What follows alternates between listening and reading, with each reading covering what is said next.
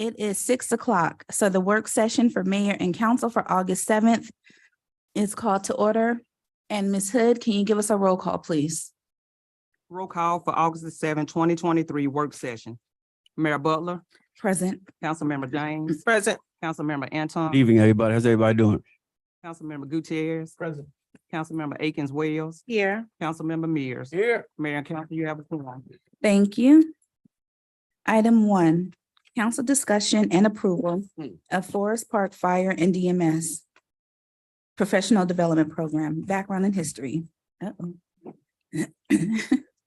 In collaboration with the Forest Park Fire Department's leadership team, Fire Chief Latasha Clemens has initiated the first ever professional development program.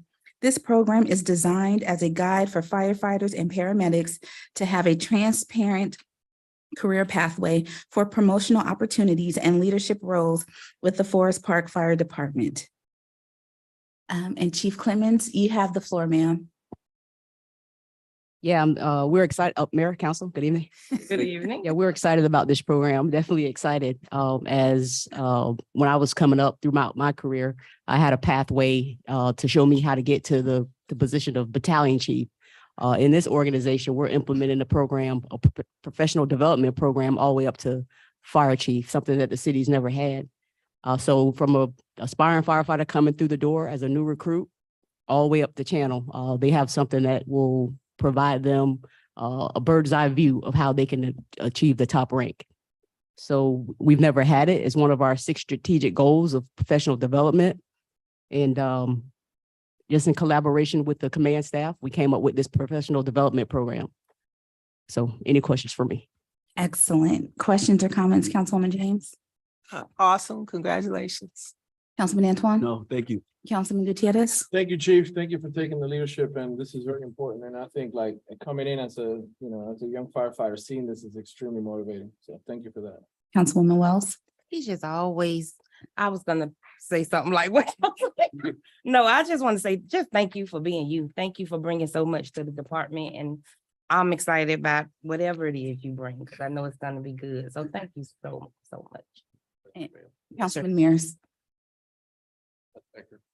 Doing a good job. Teamwork. Thank you.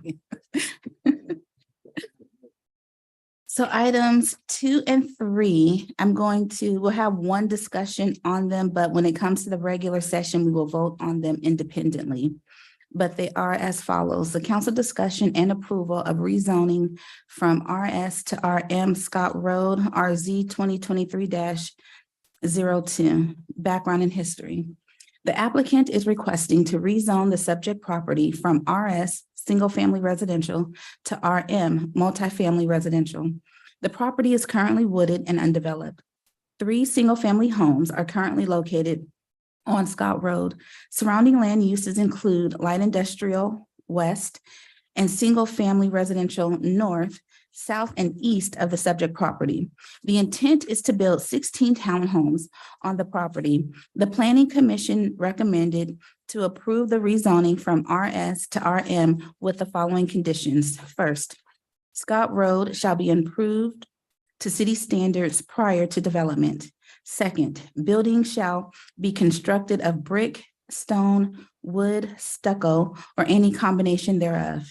Third, there shall be different architectural features between units. No adjacent units shall have the same design characteristics, features, or identical. Fourth, each unit shall provide 2-car garages. Fifth, they must adhere to the buffer standards as specified in the current code between industrial and residential development. 6, there shall be only 4 rental units on this parcel, and rental units shall be distributed throughout various buildings of the development. So units on this parcel and rental units shall be distributed throughout. Okay, hold on. Shall be distributed throughout various buildings of the development so that rental units are not segregated in one building. And lastly, any deviations from the conditions shall be approved by the Planning Commission. This item was tabled on July 17th of 2023 and is back up for discussion. And you have the floor, Ms. Gardner. Evening, Mayor and Council. Good evening. I believe there was a question about the type of units and what they would appear or what is being proposed. And so we have provided that rendering in this packet for tonight's meeting. Thank you. Questions or comments? Councilwoman James, No, thank you. Councilman Antoine, No. Councilman Gutierrez. Yeah, I really, this has been a decision that I've been just really thinking about. And as much as I appreciate this development and love the idea, I just don't think that the appropriate place for it is on Scott Road. And I would love to see this, and hopefully we can talk as a council. I mean, I don't know how the votes are gonna go, but last time it was 2-2, and I know now that I'm gonna vote no for this. And I just want us hopefully to, try to get with this, young man, also a minority like myself. Is really motivating to see him in this situation. I definitely want to support him, but development, just because it's something that we need, I'm not going to vote, to put it anywhere. So I also heard that before he did bring something up. I don't know, what was it that he brought before this, Ms. Gardner? How many homes were they? So initially, if I can just give you a little background, since the property is on RS single family residential, last year, when this project started, it was single family homes, which the ordinance for a RS district encourages 5 units per acre. The developer actually requested several different variances to build more homes than the zoning ordinance for single family allowed. And so this has pretty much been an ongoing process with the applicant. Gotcha. Thank you. Councilwoman Wells. I kind of feel the same way. I'm just not in support of it. I'm all for development, but to me, it just need to make sense. So yeah, I would not support it either. And Councilman Mears. No comment, ma'am. All right, thank you. Item 4, conditional use permit for self-storage. Background and history. This is a request for a conditional use permit to allow a 6,152 square foot renovation in the rear of the International Discount Mall to build self-storage units in the rear of the facility. The original staff report on this matter is attached. This item was approved by the council but vetoed by the mayor. It has been requested by Councilmember James to be on the agenda for the city council to consider an override of the veto. And so Councilwoman James, I'll let you have the floor. Okay, thank you, Madam Mayor. I had asked for staff to provide any additional information. From what I understand from the last meeting, I thought initially that the storage was going to be outside and it was going to be something that was built. And I did not realize that the storage was internal. And so when you go to the International Mall and you walk through, you do realize they do have a need for storage because of the way their businesses are run in there. So I would be inclined for the council to vote to approve and override the mayor's veto on this. So, and I'll, Councilman Antoine, I'll get to you in a second, but let me just be very clear. My veto was not solely on the location of the units, the self-storage units itself. It was the ambiguity of the application, the confusion between what the applicant spoke of versus what was on the application. And then let's not forget, there were still several businesses in there operating without a business license. And so I left it on the printer, but can you tell us to date, are there still businesses there that are operating without a business license? There are some businesses that we have identified that do not have business license or are not current with business license. Actually, they are still working. Some of the businesses are still working to get their zoning verifications to obtain a business license. I don't have the exact number in front of me, but that's the overall, that's where we are. Yes, and so I just reiterate, if someone is coming before us with a request, at a minimum, they need to be in compliance with what the city sets forth. Councilman Antoine, So, any questions or comments? Madam Mayor, Mayor. Yes. I want to make sure I make it clear that I really don't think it's fair for a business owner that's has a business to be responsible for the businesses, whether they get a license or not. That is on the city to make sure that each business get their license. They shouldn't have to monitor every business that they are allowed to rent in their facility to get a business. And I understand we do have a process in place utilizing the police department as well as code enforcement to make sure that we are getting all of our business compliant, not just the businesses in International Mall, but all of our businesses, because we have a lot of businesses that are not in compliance.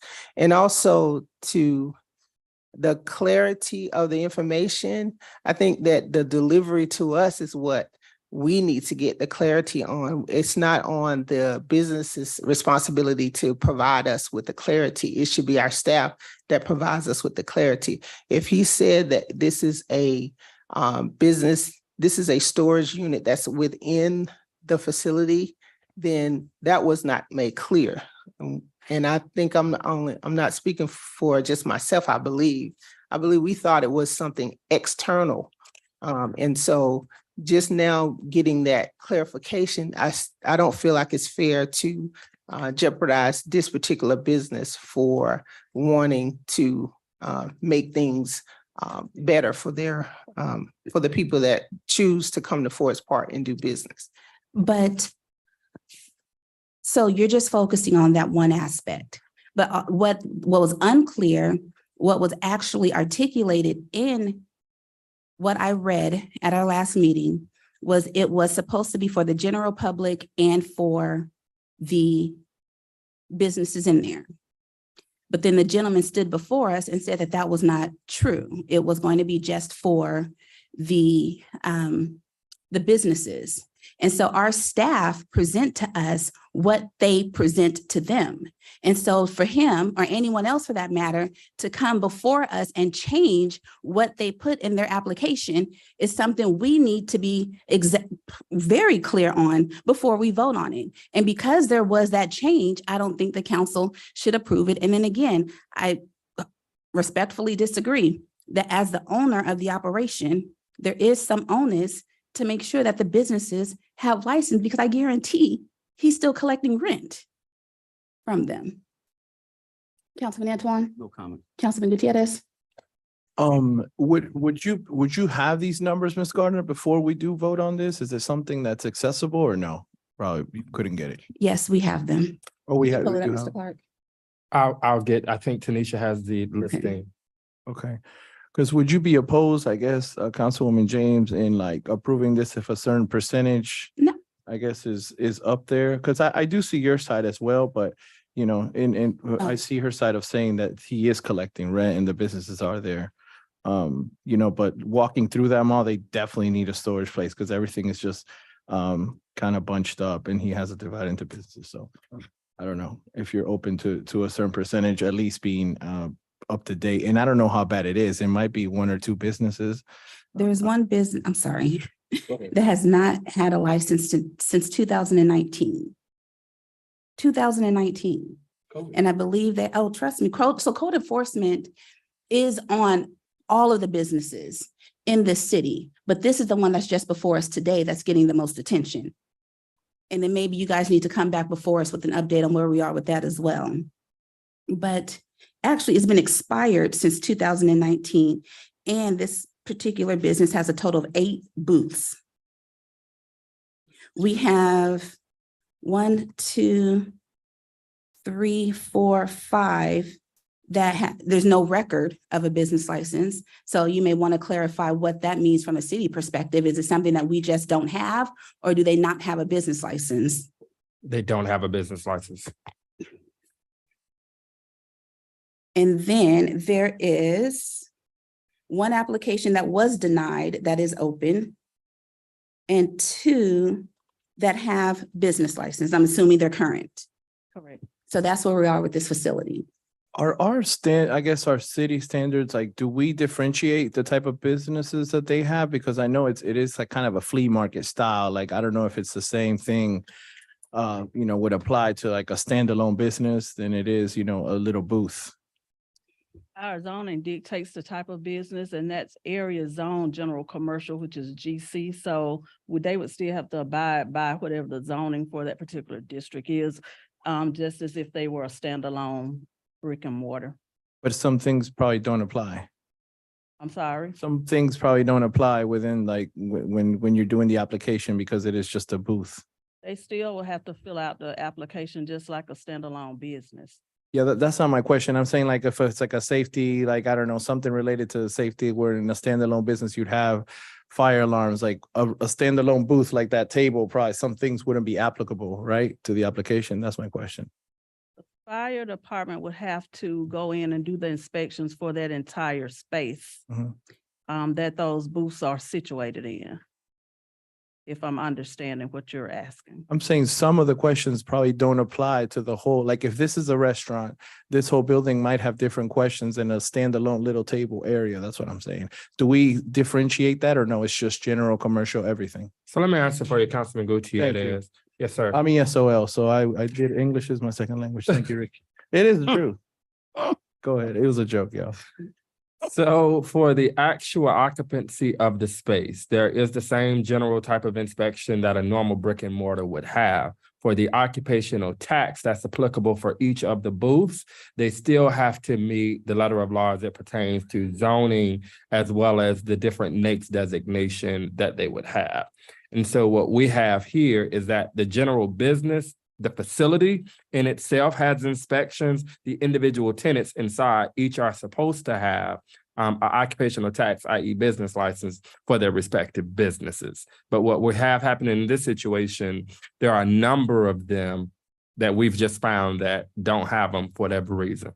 And we have one of the council aides printing you off a list so that you can see how many there are. So why can't they get their license? So it's not a matter of them not being able to get their license. It's a matter of them not coming to apply for their license. And so what's happening, some of the ones that you hear that are in flux, what's happening is because we're doing these sting operations to identify any and all businesses that are operating, Mr. Jeter, without licenses, we're finding them. I'm saying, are we working with them so they could get their license? Is there a process that the city is doing so they can get their license? So the issue is not on the city, the issue is them coming in and just going through the process. Now, through this concierge model that we've rolled out for business licenses, we're working to make it simpler, more simplistic. You go to one location to get your occupational tax certificate, but that would still require them to come here and actually apply and go through the process. Are we letting them know to come here?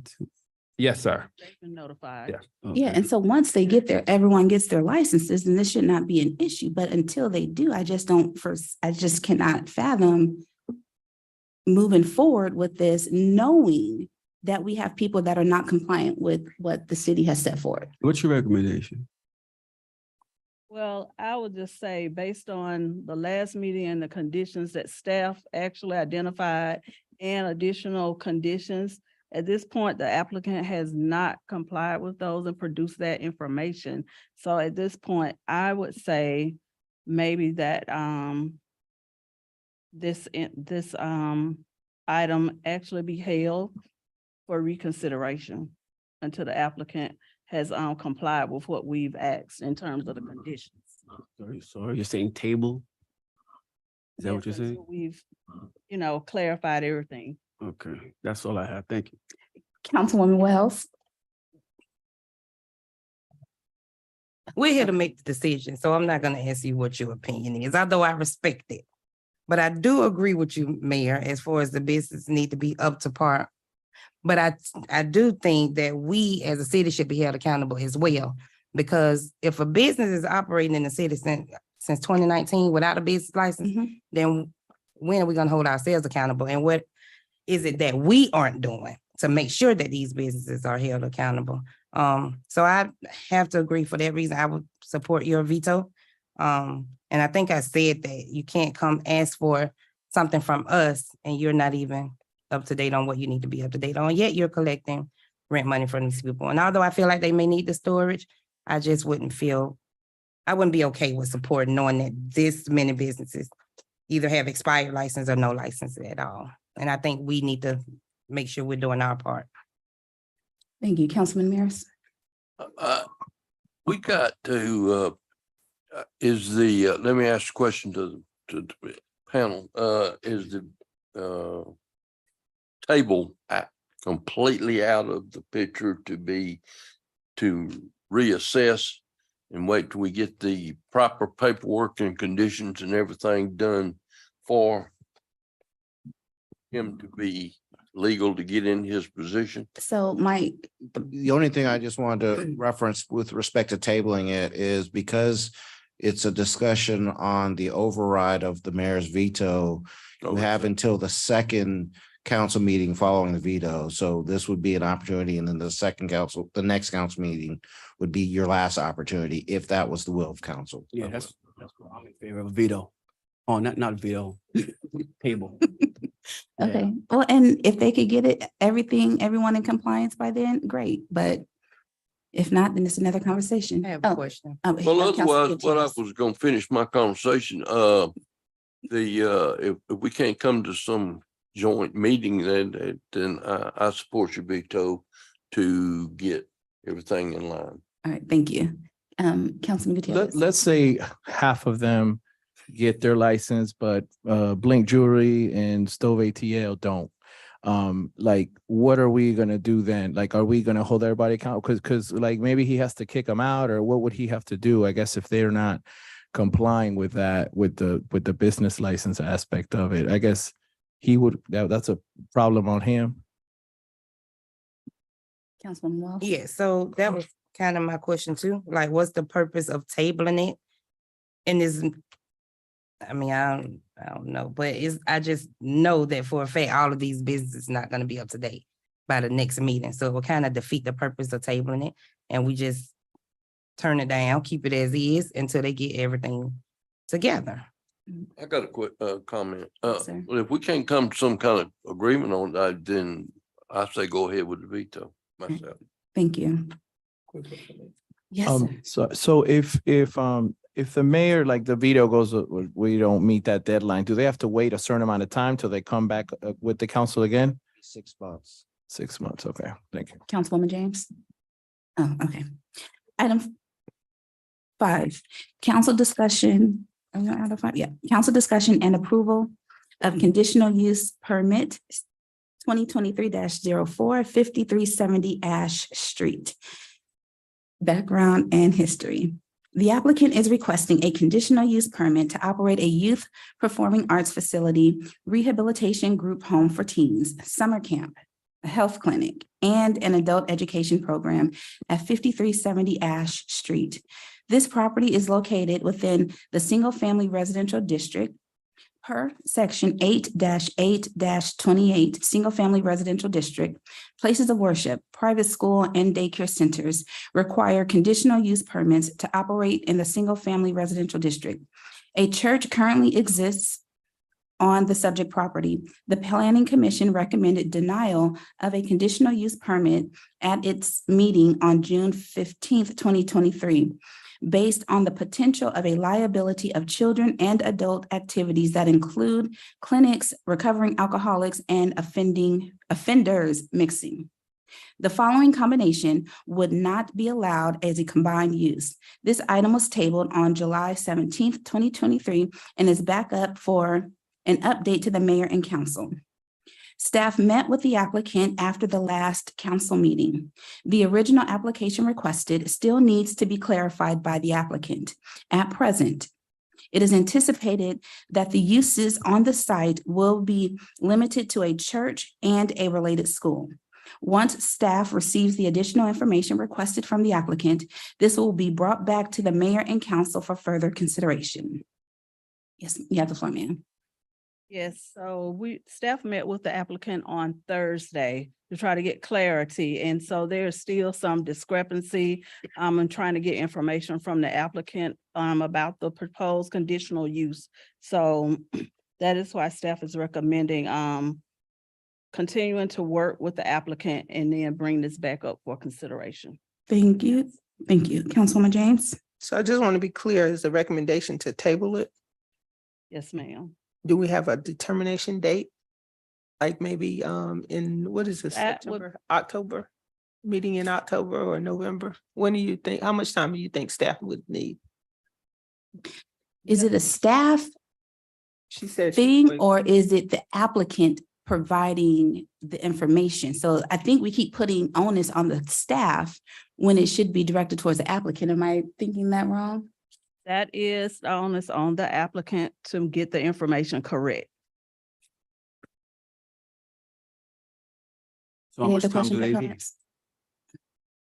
No, that's it. Okay, Councilman Antoine. So how much time do they need? That is questionable at this point. Like I said, we've been going back and forth with them for a matter of days.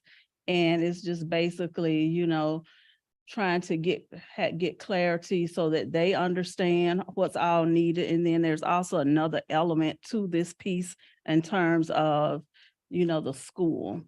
So we're trying to work on them from that aspect as well. So table, that's what you, Yes. thank you for your. Councilman Gutierrez, No question. Councilwoman Wells. Yes, I like the fact that you all are trying to work with them and, to get, I know we keep hearing the employees or the city, but I'm just glad somebody's working with them to try to get it right. So. thank you. Councilman Mears. I'm in agreement with the table till we can get all the fine tune and fix it and get it like we want to, the group is satisfied. Madam Mayor, Yes, ma'am. may I recommend to the council that we just give them 30 days? So whatever the meeting in October. Wouldn't that be 30 days? Well, would it be the second meeting in October? What are Oh, we? whatever 30 Ah, days is, okay. We're in August, right? Yes. Oh, okay. School ain't been in but a week. No. But yeah, you can include that in the motion. Okay, thank you. Item 6, thank you. All right.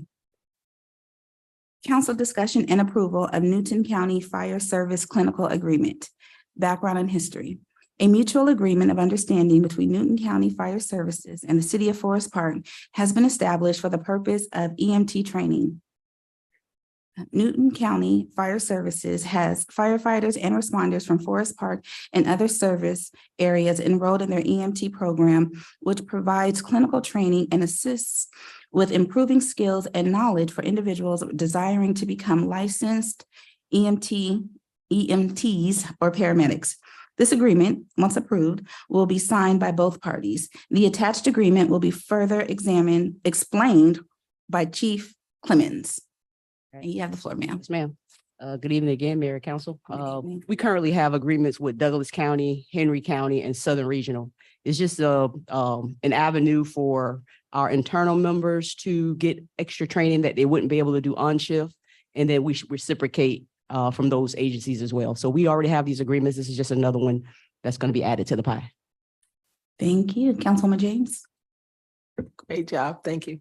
Councilman Antoine, Oh, thank you. Councilman Gutierrez. Chief, I'd like to see maybe numbers on these, maybe, so we can highlight those things. Councilwoman Wells. Thank you, Chief. And Councilman Mears. Yes, sir. Thank you. Thank you. Item 7, council discussion and approval of text amendment. Background and history. The Planning and Community Development Department has discovered an area of the signed ordinance that needs to be amended to allow certain entertainment establishments that offer performing arts shows, cultural plays, theatrical performances, and similar events, signage that allow for advertisement of such events. Ms. Gardner, you have the floor. Thank you, Mayor and Council. This is a text amendment as mentioned to amend the sign ordinance, to allow for signage that would allow certain businesses, as mentioned, to be able to advertise for their performances that they may offer. Thank you, Councilwoman James. Thank you so much for bringing this up. I know that our only film movie show, I should say. No, what is it called? Anyway. thank you. Stage play. Yes, thank you. Stage Plays has been trying to get something where they can advertise their stage plays. And so I appreciate this information coming forth. Councilman Antoine, No comment. Councilman Gutierrez, Oh, thank you, ma'am. Councilwoman Wells. No. And Councilman Mears. Oh, ma'am. Thank you. Item 8.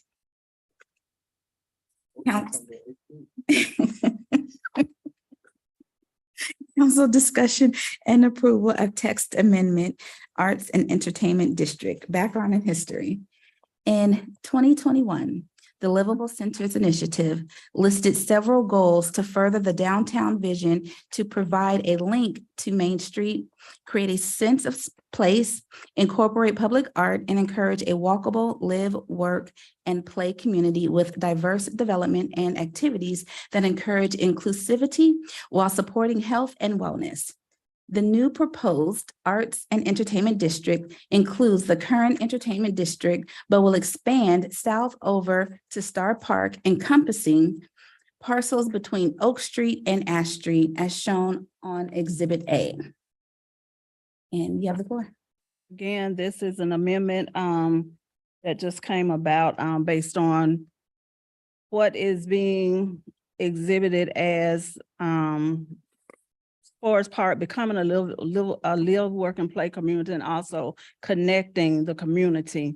We currently have an entertainment district, so this basically will help to expand that entertainment district as well as add public art as a part of the entertainment district. All right, thank you. Councilwoman James, No, thank you. Councilman Antoine, No. Councilman Gutierrez. Yes, I would like to add like kind of Jonesboro Road and North. It seems to just be focused kind of like on Main Street and our park. So I'm just advocating for our north side because I do want to bring some art into my ward. Is it possible to add that or no? So we could, it is a commercial district, general business district rather. We could always, Councilman Gutierrez, in an effort to somewhat activate what that node functions like, we could look at strategic areas along the boulevard to add some arts display, even without incorporating it into the arts and entertainment district. Certainly one of the things we look to work on within the next 90 days is there are a lot of signage, there's advertising businesses that are not there. There's a lot of older poles that just need to come down. In addition to that, a lot of Jonesboro roads just simply need some cosmetic enhancements to the exterior of what some of those facilities look like. So it's definitely something we can do without incorporating it into this central business district. We can do it without it. But it's something we definitely like to talk to you just to look at some of the strategic areas that you're looking at adding some form of arts to that. We couldn't do an entertainment district there because it's the main thoroughfare. I You would never be able to shut that road down. Thank you, Ricky. Councilwoman Wells, No. Councilman Mears. No, ma'am. All right, thank you. Comment. Council discussion and approval of text amendments 2023-03. Background and history. The Planning and Community Development Department has discovered some areas of the Code of Ordinances that need to be amended for clarity and formal processes. This update creates a standard monthly due date for applications to be submitted by the second Wednesday of each month, as well as proposing the meeting date to occur on the third Friday of each month. The previous ordinance did not provide an organized process for when applications can be received and did not provide an explicit timeline, leaving too much room for an unorganized process for both applicants and staff. This update will clarify application submittal deadlines, meeting dates, and create a more fluid process for the Urban Design Review Board members, city staff, and the applicant. Planning Commission has recommended approval based on the July 20th, 2023 Planning Commission meeting. Yes, ma'am. This is just to basically provide a more profound schedule for the Urban Design Review Board. Right now, the current ordinance basically states that once we receive an application, they're like a set number of days, and sometimes it makes it a little difficult for staff and the applicant to know what the particular day is. So this is just bringing this into a defined timeline to mesh with our current planning, with our current schedule. All right, thank you. Councilwoman James, No, Councilman Antoine, Thank you, Planning and Zoning Committee. Councilman Gutierrez, Thank you, ma'am. Councilwoman Wells No. and Councilman Mears. Thank Mayor Right. Butler, just one question. Yes, sir. Attorney Williams, is it proper to add into this language just a caveat that immediately after the planning commission meets, that a summation of the meeting is forwarded to mayor and council? What I'm trying to prevent is the planning commission taking action on something, it coming before the governing body, and they just don't know what was on the agenda or what the actions were, so that the process of them going out to the respective sites, they can start that immediately after that planning commission meeting is over. We could add language to that effect that upon adoption of a recommendation by the planning commission, a report will immediately be sent to mayor and council. I like that. I think that'll help better instead of them finding out the Friday before their Monday council meeting. At least they have a heads up to start doing any investigative work or research they wish to do on the proposed amendments that are coming before them, conditional uses, variances, text amendments, et cetera, just to help streamline the process. I like that. Thank you. Item 10, council discussion and approval of charter amendment to establish new ward lines. Background and history. At the last council meeting, the city council voted to approve moving forward with the charter amendment process to provide for new ward lines. Municipal charters may be amended by ordinances duly adopted at 2 regular consecutive meetings of the municipal governing authority, not less than 7 nor more than 60 days apart. This is the first formal adoption. The second and final adoption of the charter amendment will occur on August 21st, 2023. Legal notices advertising this amendment are currently being run in the Clayton News Daily as required by law. Copies of the ordinance and the new map are available for inspection by the public in the city clerk's office. Yes, is there anything you want to add? No, ma'am, it pretty much speaks for itself. Okay, thank you. Councilwoman James, Councilman Antoine, That's a good mic. Thank you, sir. Councilman Gutierrez, Fine, thank you. Councilwoman Wells, No. and Councilman Mears. Thank you. Mayor Butler? Yes, sir. One of the things we do want to ask for our public, there is a public town hall meeting relative to this redistricting so that the residents are able to come in and review said maps. We'll talk to them about background. That meeting is scheduled, Mr. Lord, August 17th, I believe, at 6:30. In addition to that, all of our residents, every resident in the city should receive a postcard explaining this information, calling out the public meeting, as well as we've created a landing page on our website solely for the purposes of letting everyone know what those respective wards look like. Just as a matter of us trying to inform them so that residents are not confused. We know that the vote is August 21st, but we are prepared to answer any questions. If we have any challenges, we're prepared to handle it on that day. Sounds good.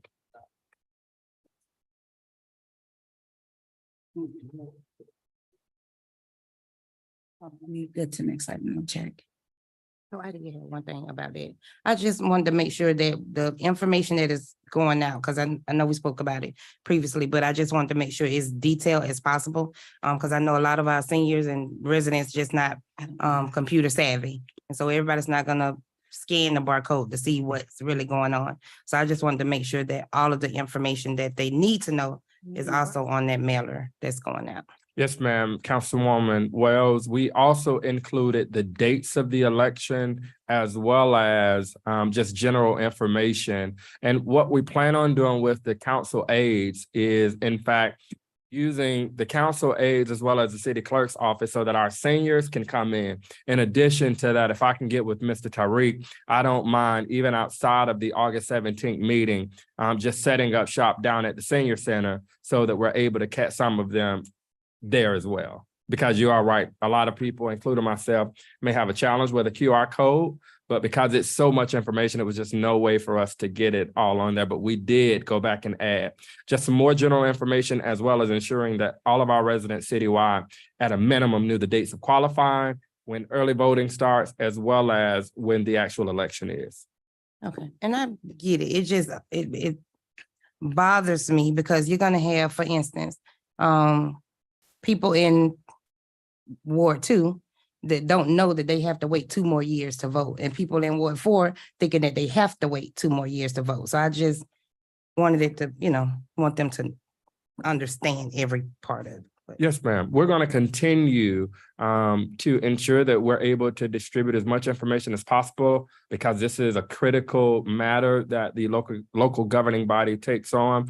But one of the other things is that we'll be releasing our app on the 26th of this month. So we'll have an additional way, but we still got to be able to reach those individuals that don't have technology, don't have the smartphones, et cetera. So we'll work, even if we have to work with each of the governing body members, myself along with our PIO, even if we have to set up respective meetings in your individual wards, so that residents can come out that way. Thank you. Thank you. Item 11, council discussion and approval. Council discussion and approval of Consideration. council discussion and approval of the extension of the ABM contract for maintenance of HVAC systems. Background and history. The city's current contract with ABM Building Solutions for the maintenance of its legacy HVAC units expired on July 31st of 2023. It is proposed that the contract be extended for another year. Under the contract, ABM would provide maintenance for the city's older HVAC units. The recently installed units are still under warranty, so the contract does not cover the new units. Staff recommends approval for this contract. Hey, how are you? How you doing? I'm well. Thank you for asking. You have the floor. Well, ABM installed 30 new units around the city. This used to be an automatic renewal, but we chose to start bringing all contracts forward to city council so they would understand what we're doing. So this is one of those contracts, and we just need to keep them on board. We will put out an RFP or a bid for this next year. But for right now, we need the service. Butler. Yes, sir. I just want to make it clear to council, my understanding of the reason why this was not rebid is because at current, all of the HVAC units around the city are covered by a general warranty because they were just installed. This extension until July 31st covers that warranty period. Right, for the new ones. But however, should we decide within this period that we're still going to bid out the services, we're going to do that, just so that we can ensure we have the lowest cost possible. I just wanted you guys to know that's why we're extending it, because the current HVAC units are new and they were put in by this company. We have warranties on them. Thank you. Councilwoman James?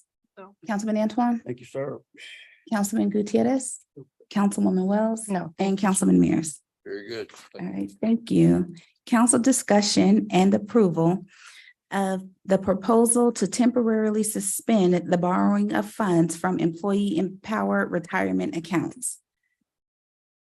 Background and history. Over the past year, a number of problems have been identified with respect to employees borrowing funds from their empowered retirement accounts. Among the problems are poor record keeping, failure to repay borrowed funds, and missing contributions being made to employee accounts. In addition, there is significant confusion regarding how the loans are to be administered and whether there are credit score impacts if the loans are not repaid. In order to give the staff sufficient time to gather the necessary information and identify corrective measures, we are recommending that the council suspend the ability of employees to borrow from their empowered retirement accounts. The proposed suspension period is 6 months, with the ability of the city manager to extend an additional 6 months if necessary while he works to correct all issues. Mr. Clark, anything you'd like to add? Yes, ma'am, Mayor and Council. As you know, there has been substantial conversation and dialogue relative to the Empower loan payments and just the Empower process altogether. Respectfully, I can't fix the issue with us continuing to do the same thing. Yes, sir. And so my commitment to the company has been every call that they have, I will be on, because I want this cleared up once and for all. Just so that there is accountability, not just on the provider, but accountability on your executives of the city, so that our employees know that whatever deferral we had, it's properly allocated for, whatever loan payment that they've done, they're actually paying it. It's probably one of the most cumbersome processes that I've seen in a long time, but we are committed to fixing this once and for all. But it's just no way for us to fix it when we're continuing to allow the various loan payments from individuals that could potentially owe back funds, just based upon, to be frank, bad record keeping. Big confusion, huh? This is an issue that is ours. We need to own it and we need to fix it. Okay. All right, thank I like you. that. Councilwoman James. So just to make sure I'm clear, we are temporarily suspending the ability to borrow, but they still are expected to pay back. Yes, ma'am. Okay. And we're still doing our contribution. Councilman I Antoine. love it. Councilman Gutierrez. Is there like any type of emergency or any like maybe at your discretion that could be looked at from somebody who's never borrowed, just if that comes up? City manager or no? My preference, Councilman Gutierrez, would be that we suspend it altogether, solely based upon the fact of everyone, if we allow that gray area, my fear is that I would then be interviewing employees relative to what their emergencies are, and that would add even more subjectivity to the process when we have 2 to 3 years worth of accounting work that needs to be done to get this cleaned up so that we can not ever have to speak about this again. I know the governing body is tired of hearing it. Our employees are tired of dealing with it. And so I want to put a stop to it so that we can fix it. I agree with you. I just kind of feel for it, as an employee, because that's our fault. Like we should have been doing that in our finance, which is definitely not, your fault, but I know that we want to fix it. Okay, I understand.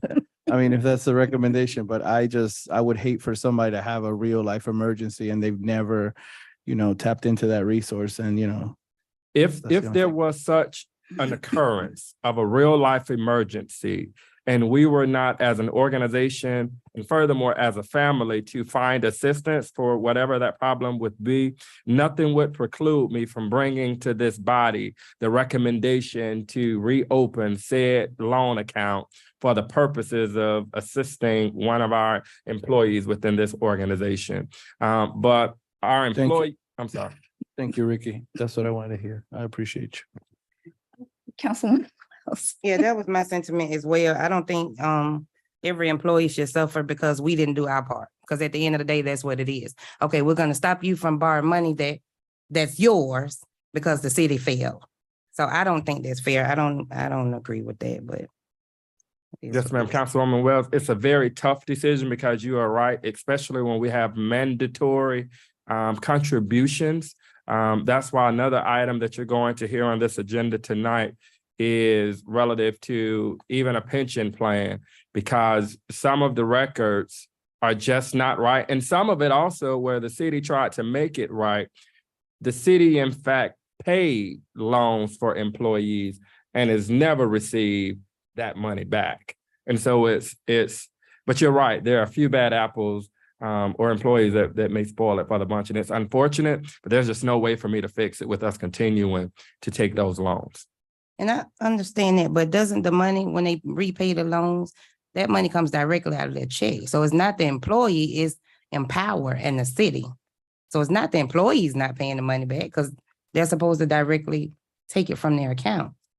That's not on the employee. What's happened is there was a period, and Mr. Patterson, I'm not taking this one alone because I wasn't here. I'm just trying to fix it, so I'm not gonna set myself up for that one. But No, not Councilwoman, alone. I got Councilwoman Wells, there's a period of 2 to 3 years to where the record keeping, frankly, just being transparent, is just so bad that the employees have had loans that they haven't paid back. as well as there was a period of 2 months to where the city paid all of the loans on behalf of the employees. And none of that has been paid back, because if you'll recall, it was at a time to where there was no cap on the amount of loans that the employees could take. And so if the city ever went after them, of course, federal law stipulates how much you can really garnish a check for. But for some of it, it is on the employees, and some of it is on us. And you're right, Councilwoman Wells, it's unfair for a few employees to suffer. But frankly, I wish I had worked for Forest Park 15 years ago and had a mandatory contribution with a match the way that Forest Park has done this, but we're just trying to clean it up. And it's been a challenge, because the moment I think we have it cleaned up, another issue has been raised. But my directive to staff has been very clear. We will fix this, because ultimately we are responsible. Thank you. And Mr. Jeremy may have more information to share. I do. Just Mayor and Council, good evening. Good evening. City Manager Clark, thank you. But to answer some of the concerns in regards to Empower, it's a big topic, yes. Rolling up sleeves to get to the bottom of things. Several of the issues that we've come across with the analysis recently, with City Manager Clark giving us the full steam ahead by bridging the gap with Empower and the city of Forest Park, was the loans. Basically, to add on to what City Manager Clark was stating, pretty much the issue was that we were able to borrow unlimited against the retirement account, to the fact that record-keeping systems did not have measures in place to account for the amount of loans that some individuals or employees took out, from as low as $1,000 upwards to, as Councilman Gutierrez, emergencies, or let's say down payments to for their homes. But those measures have been mitigated by upgrading the plan to whereas back to a standard plan where only 2 loans can be taken against the retirement accounts, if that answers your question. But the majority of the legwork, the majority of the legwork is reconciling everything before the system migration from when we were on an antiquated software for the loans. And the other thing, I always have to be responsible, and we as staff have to be responsible. Even when systems fail, it's still our job as practitioners to get the work done.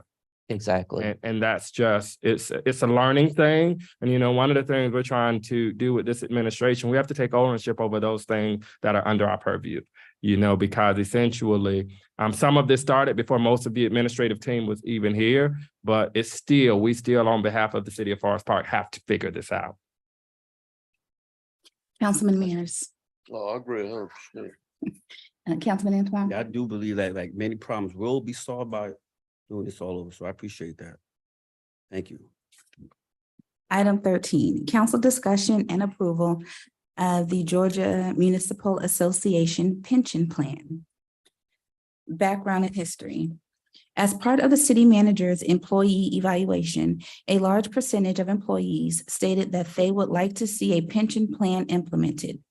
At current, the city only offers a 457 and a 401 plan. A qualified retirement plan can help our organization look more attractive to qualified employees. Finding quality employees can be a challenge today, especially when a job seeker is considering multiple job offers. Offering a retirement plan is a benefit most job seekers consider and ultimately can be a differentiating factor in their decision-making process. Not only can retirement plans help you attract new employees, but they can also help you retain those most valuable to our city's success. Keeping good employees lowers our turnover costs and help our business function more efficiently. Staff is seeking approval to move forward with requesting the Georgia Municipal Association to complete a cost study for us to bring back to mayor and council to determine whether or not a pension plan is feasible and affordable. GMA has over 50 years of experience administering local government pension plans. They provide administration of retiree benefits as well as legal compliance. In addition, they will provide training to our staff as well as employee education whenever we may have a need for it. The fee for a cost study is $2,500 and takes approximately 4 to 6 weeks to complete. Should the mayor and council decide to move forward with a pension plan, their legal team can deliver plan documents within a couple of months. You have hi. So I'll introduce. Yes, thank you. So Mayor Butler, this goes back to the employee survey that we did. Overwhelmingly, the employees have expressed interest with the pension program. We're checking feasibility not only for our employees, but also for our elected officials. It is a strong tool used for recruiting employees, especially with the Georgia Municipal Association plan because of portability. So when individuals have worked in other various cities, they're able to come over here and perhaps even get another retirement based upon the vesting that we're looking at. We've asked Michelle Warner, the Director of Retirement Field Services and DC programs from the Georgia Municipal Association. She covers all of the cities in the state as they have these conversations as well as administering said plans. So Michelle, you have the floor, if you would, so allow Mayor Butler. Yes, sir. Sure. Thank you very much for having me here tonight. So as some of you may know, because I recognize some of the faces, we did a cost study for the city back in December of 2020 for a retirement plan. But in December 2020, vaccines were just coming out. So things were still pretty chaotic. So the city was never able to really make a final decision on this plan from what I understand. So now that Mr. Clark is working for the city, he's asked us to come in and talk about relooking at a pension plan again. So I'm happy to answer any questions regarding pension plans in general. We do have a blueprint for what we want to look at, which is based on what we looked at last time with some other suggestions from Mr. Clark. So I'm just happy to answer any questions that anybody might have. And Mayor Butler, one of the things, just for clarity, what we're asking to do is update the cost analysis. So that cost is $2,500. And we're also including the elected officials in here so that as you guys work service, similar to every elected official I've ever worked with, once you go out of office, there is a pension that comes along with that, plus just the in-service benefit to accrue those said years. Councilwoman James. Thank you so much for being here. So I know that a pension plan seems good and looks good and probably is good. One of the things that I want to see is if there has been any municipalities who started a pension plan and had to go back on the pension plan.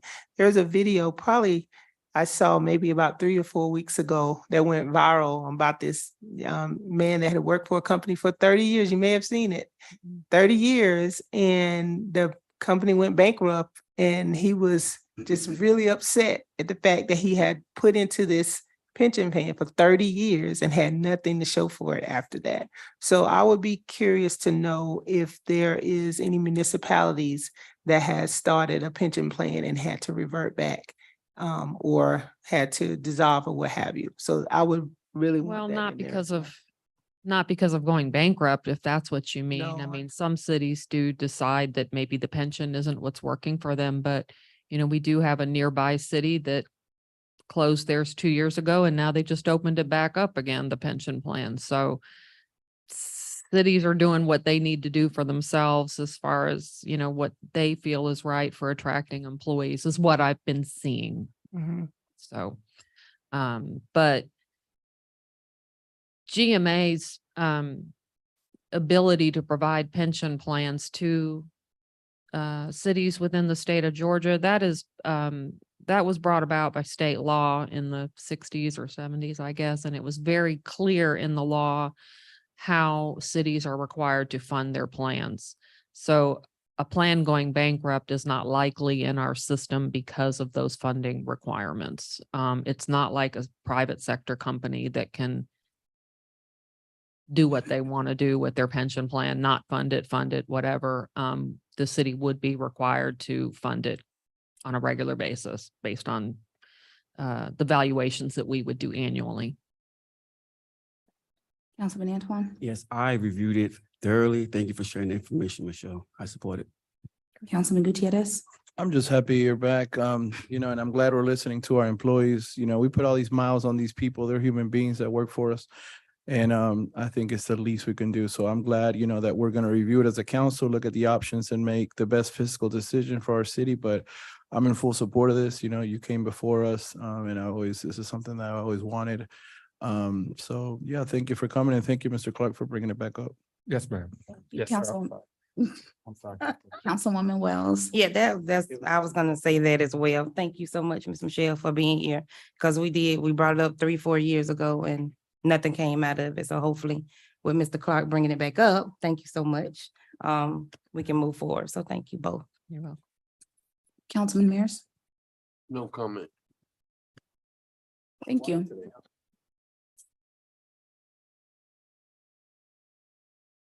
you very much. Item 14. Council discussion and approval of Public Works double time overtime pay. Background and history. To continue implementing employee incentives citywide, we recommend adding double time pay for Public Works employees. This incentive would last 90 days to assist with catching up with grass cutting around the city. This will only go into effect on Friday after they have completed their typical shift, Sunday at midnight. All other overtime will be paid out at 1.5 times. This pay will only occur after the employee has completed a 40-hour work week. Policy overtime for non-exempt Public Works employees shall be compensated according to state and federal law. All actual work performed by a non-exempt employee within the Public Works Department between the normal work week, Monday through close of business on Friday, in excess of 40 regular hours, shall be paid overtime at a rate of time and 1/2. All work performed by a non-exempt employee within the Public Works Department between Friday at 5:01 p.m. through Sunday at 12 p.m. will be paid at a rate of 2 times the employee's regular rate of pay. Is that you? Yes, ma'am. Okay. So Mayor and Council, as you know, as all of you are in your wards and checking streets, we're getting a lot of complaints about the current state of our streets. I understand that there was once a contract in place to where there was an outside agency assisting with grass cutting in some of the residential neighborhoods. Absent that contract and me just figuring out how was that contract funded, it did not come up in budget conversations. But absent me figuring out how we funded that, we do plan on bringing it back. But right now, our residents deserve to ride around clean streets, similar to our governing body members. And so we're just looking at this as an attempt to attract our Public Works employees to work on the weekends. What happened is, based upon their hourly rate of pay, sometimes depending on where they're located, it doesn't make sense for them to come in for 2 to 3 hours because the cost of that almost doesn't equate to the cost of gas. So this is just an incentive for us to reward our Public Works employees as we've rewarded other departments with various incentives to assist with the work. We're asking for a period of 90 days in hopes that you'll start to see Public Works employees here on Saturday and Sunday, just catching up on some of the residential streets that we have, as well as working to start cleaning out some of the storm drains that we have around the city. I'm not sure if Mr. Bobby has anything he would like to add relative to this, but this was something I brought forward because I believe in equity across the board. And if we're incentivizing our other departments, I also want to incentivize our public works employees as well. And this really came about when I witnessed a few weeks back, just two of our employees attempting to do all of the work that a crew would usually do. And so to that end, if they're going to have to work extra hard, whether it's to employees not wanting to work the weekends or whatever that is, at least we can reward them because they're one of our greatest assets in ensuring when individuals come into this community, it's kept clean. All right, thank you. Councilwoman James. Councilman Antoine, That's good, deep insight. Thank you. Councilman Gutierrez, Councilwoman Wells. Thank you. And I know you get tired of me, You're the but I best, get yes. tired of big words. I do. So thank you so much. And Councilman Mears. All right, thank you. Item 15, council discussion and approval of an intergovernmental agreement with Clayton County to conduct the 2023 municipal elections. Background and history.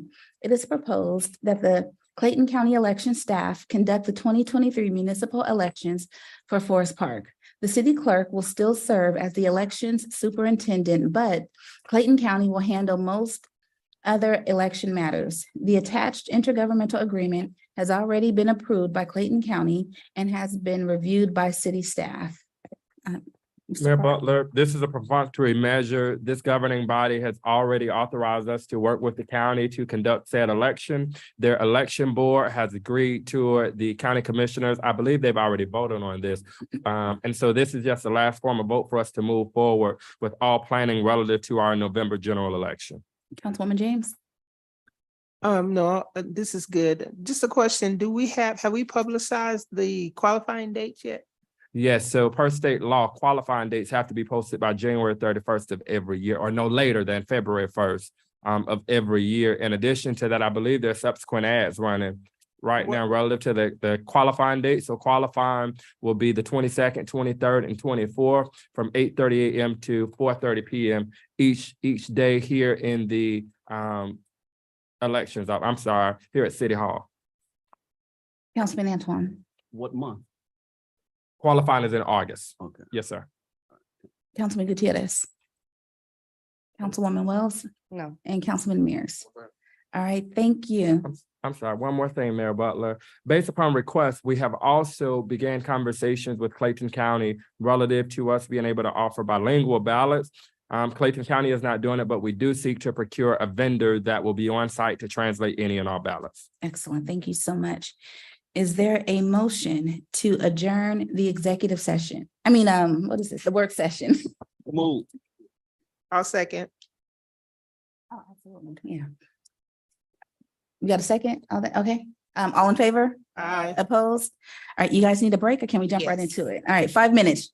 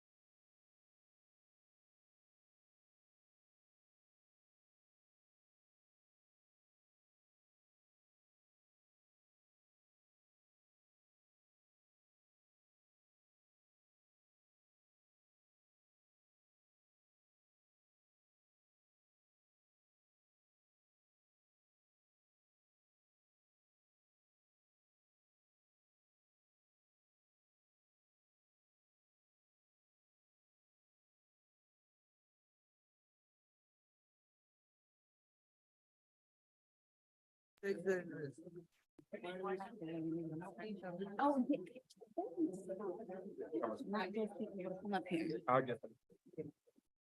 get somebody over there. Yeah, I don't like it. Yes, ma'am. It is 7:11. And the regular meeting for mayor and council for August 7th is called to order.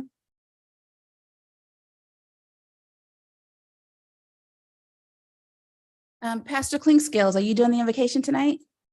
So all those, they have Pastor Clinkscales from Rock Church. So all those who are able to stand, please do so, and then remain standing throughout the Pledge of Allegiance, please. Thank you, Mayor and City Council. Let's just give a moment, give the Lord a hand clap for being here. Amen. City Manager, I was thinking some good things about you. I knew I was deep in prayer. I'm sorry. Amen. But let's give him a hand. Amen. It's just refreshing, you know, that you're here and thinking about the people. And God sees that. Amen. So we see the direction that the city is going. I know our mayor is excited. Amen. Let's pray. Father, we just thank you for what you're doing here in the city. Lord, we thank you, Lord, number one, for waking us up and giving us breath, Lord God. And we thank you for our mayor. Thank you for the city council. Thank you, city manager, and all those in authority, our police chief, fire chief, all the city workers, Lord God. We thank you, Lord, and the resident and business. Now, Father, we ask for your spirit to be with us. Lord God, thank you for unity, Lord. You command your blessing where there's unity. And we thank you for it. Now, Lord, we ask that you give your wisdom, understanding, revelational knowledge concerning every matter. And it's in Jesus' name we pray. All who agree, say amen. Amen. Amen, amen, amen. Pledge allegiance to the flag of the United States of America and to the republic for which it stands, one nation, under God, individual, liberty and justice for all. Amen. Ms. Hood, roll call, please.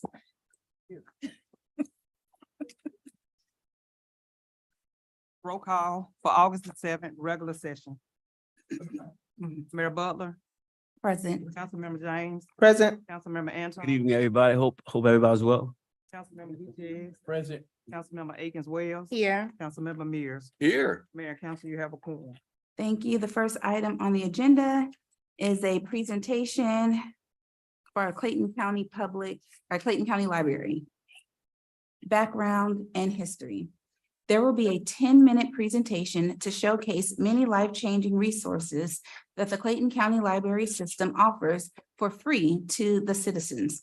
The resources include, but are not limited to, homework help, job search support, 3D printers, Wi-Fi hotspots for free internet access, Chromebooks, over 500 online continuing education classes, immigration help, ebooks, audiobooks, story time, music and movie downloads, comics, trade skills training, test prep, and practice. Also, zoo, state park, Lake Spivey Water Park, theater and museum passes, computers, printers, scanners, notary services, and much more. All right, you have the floor. Thank you. Hi. Kind of turn this way so they can see what I'm showing them. Do we not have a presentation? Okay, no, I don't have any. No? Okay, well, I need you to talk into the microphone, and that's fine. Anyway, my name is Dr. Rufina Ozo, and I'm one of the assistant directors You of could the, grab it. okay, Yeah. of the Clayton County Library System. First of all, I want to thank the mayor and the city manager and all the officials for giving the library the opportunity to come out and share many life-changing resources that are free for the people of Forest Park. The city of Forest Park, a city for every season. The season we are in right now is the back to school season. And the resources that I'm gonna talk about for children will actually help them to be neurosurgeons, to be pilots, to be engineers, to be principals. and just a lot that can help them to do big things for themselves and their families. So I'm going to start with the children's resources. BrainFuse. BrainFuse is a free tutoring program where every day from 2 p.m. to 11 p.m., a certified teacher will come online to tutor children for free, actually from elementary school through college. We'll tutor them for free on any subject. Can you imagine that? Families spend about $250 to get a tutor for a child, but the library every day, a certified teacher will pop up on any subject in English and Spanish. So you can imagine when the children, the students of Clayton, of Forest Park take advantage of this, they can do big things in their community. Clayton County is already located by the airport. And I strongly believe that every day, little boys and little girls, they come out when they hear the plane. And a lot of them are dreaming about being pilots. So the resources that I'm going to talk about and the one I talked about can help them to be pilots, to make their dreams come true. So I've already talked about the free resource, the tutoring program. Every year, billions of dollars are given out in free scholarship. And many people don't even write essays because they're afraid their essays won't even make it. If you go to BrainFuse, the tutoring program on our website, if a child submits the essay, somebody will clean it up so that they will be able to submit it for a scholarship and get the scholarship to go to college. Another thing I want to talk about is launch pads. This is a device. It's just like a tablet. It comes in different categories. This is math. We have in science, we have in social sciences, where they can just be playing. It's almost like they are playing, but they are learning. It has free internet. All of these are for free. Parents can come in and take advantage of them to help their students. We have Wonder Books. This book, many a time parents will come home and they are too tired to read to the children because, they are just tired. And some of the little kids will go to bed crying because nobody read to them. But see the Wonder Book, if you open it up, if you press play, somebody will be reading a book to the children and will let them know when to flip the pages. So if you're tired, the library got you. Somebody will read the book to the children and ask them questions to make sure they understood the story. So we have a lot of STEM programs for children. We have free story time and much more. Let me talk about the adult resources. We have BrainFuse Job Now. BrainFuse Job Now is on our website. Anybody looking for a job, you can submit your resume and an expert will clean it up. Many a time, 17-year-olds, 20-year-olds, they are not even able to get interviews because their resumes are not up to par. But if they submit it on BrainFuse Job Now on our website, somebody will clean it up.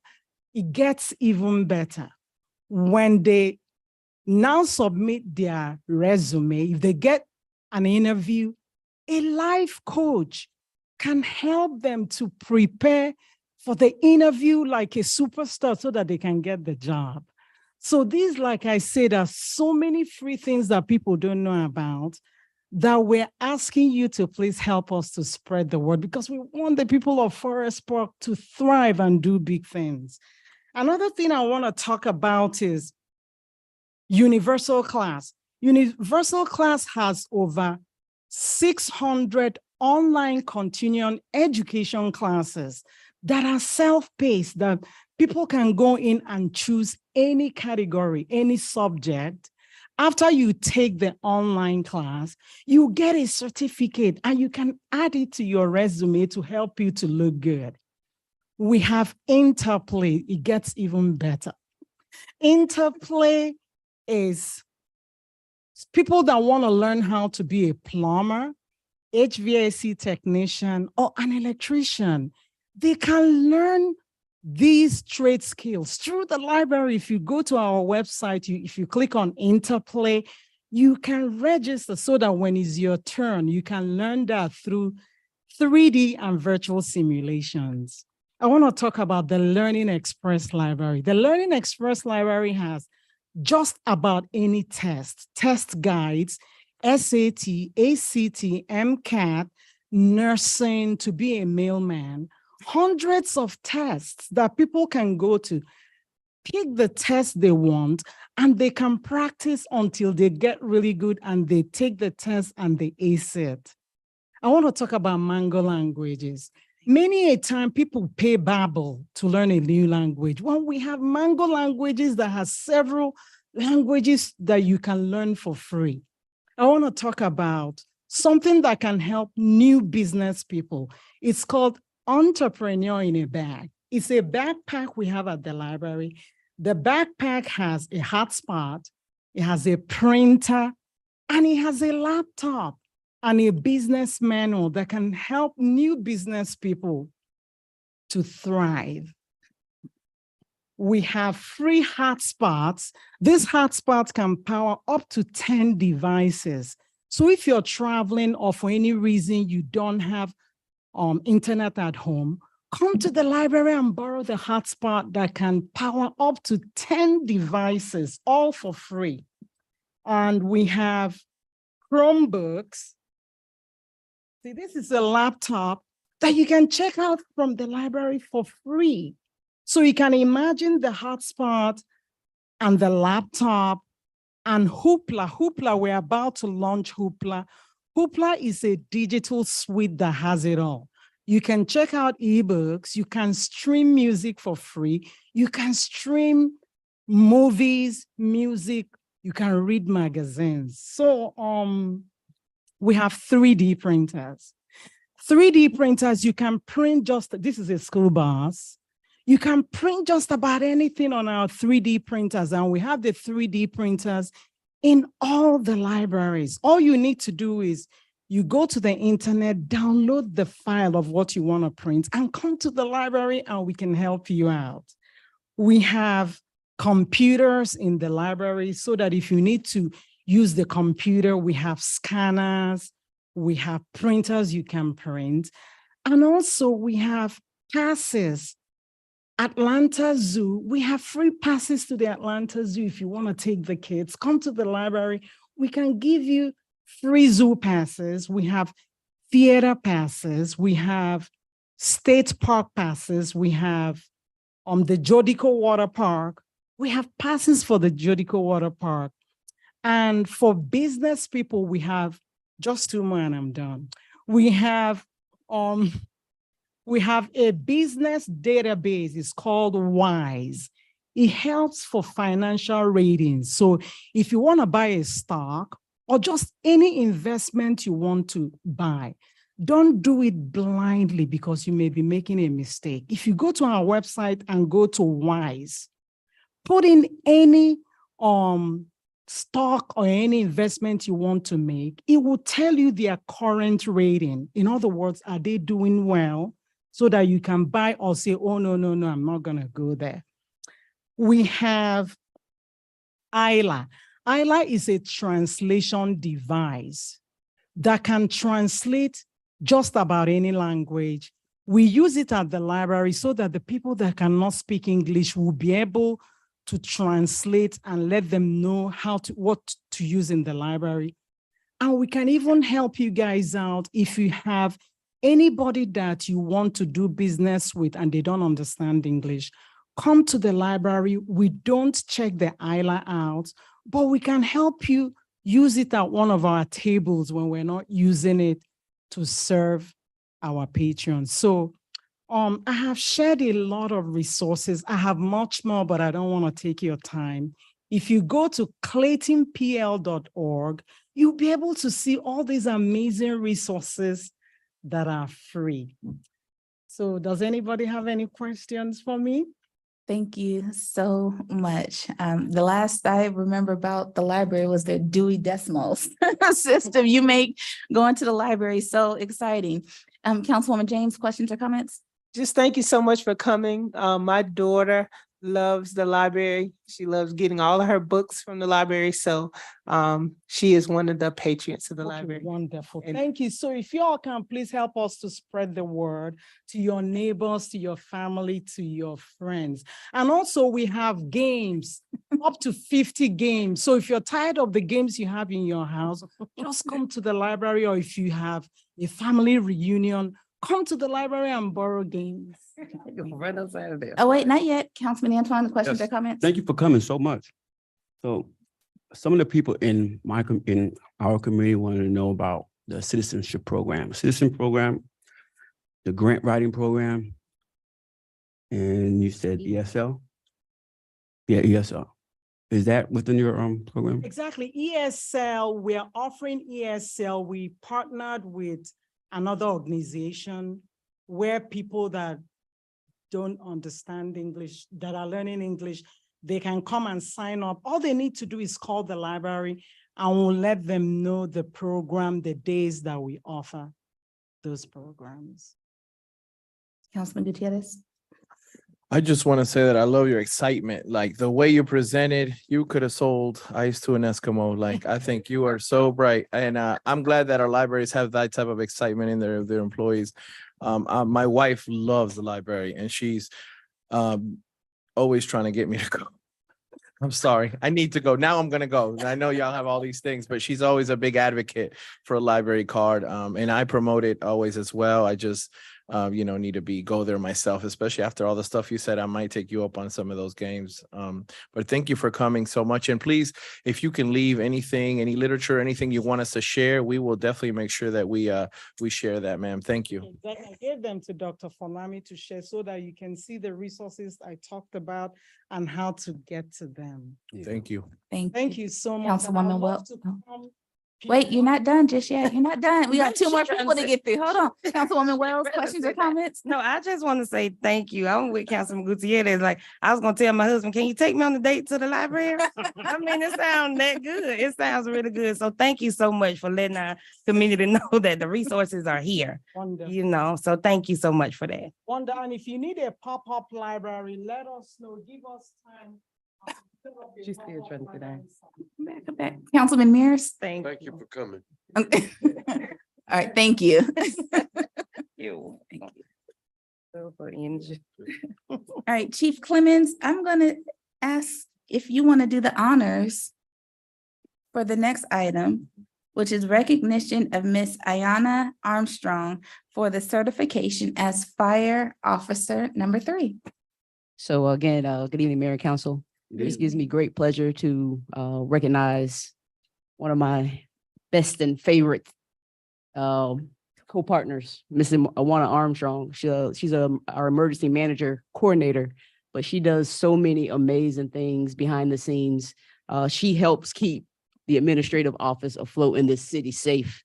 One of the certifications, several of the certifications that she's attained within the last 6 months, and I'm going to go from bottom up. This is just a few. She had received her MPQ fire investigator. She's in 2023, she's taken the Georgia Fire Safety Symposium, the full arson investigator track. She's taken her Georgia Fire Investigators Association training, tested hours from spring and summer conferences, over 80 tested hours. But this does me great pleasure to state that she just acquired her national MPQ Fire Officer 3 certification. And just for you to understand what that entails or what that means, the mission of the Pro Board is to establish an internationally recognized means of acknowledging professional achievement in the fire service and related fields. In addition, Pro Board recognized certification from an accredited agency is a statement of success and an indisputable mark of performance belonging to individual fire service professionals. So she's achieved such a certification. Fire Officer 4 is the highest rank. So she's trying to catch me in her certifications. But not only that, She's an amazing grants researcher. And throughout, the fire department has been awarded so many different grants from personnel resources, from technical and hazmat equipment. The two largest grants recently was one for $191,259 with a 10% match for diesel exhaust systems that we're going to replace in fire stations 1 and 2. And then lastly, it's a $550,000 grant for a heavy rescue. Heavy rescues are larger than our regular fire engines. They carry loads and a tumultuous amount of equipment. It's for our hazmat teams and our technical rescue team. So all the hard work that she does behind the scenes, I'm just so amazed and I'm just so excited to have her as my co-partner. All my staff are my co-partners, but she does an amazing job, and I just wanted to give her some public recognition.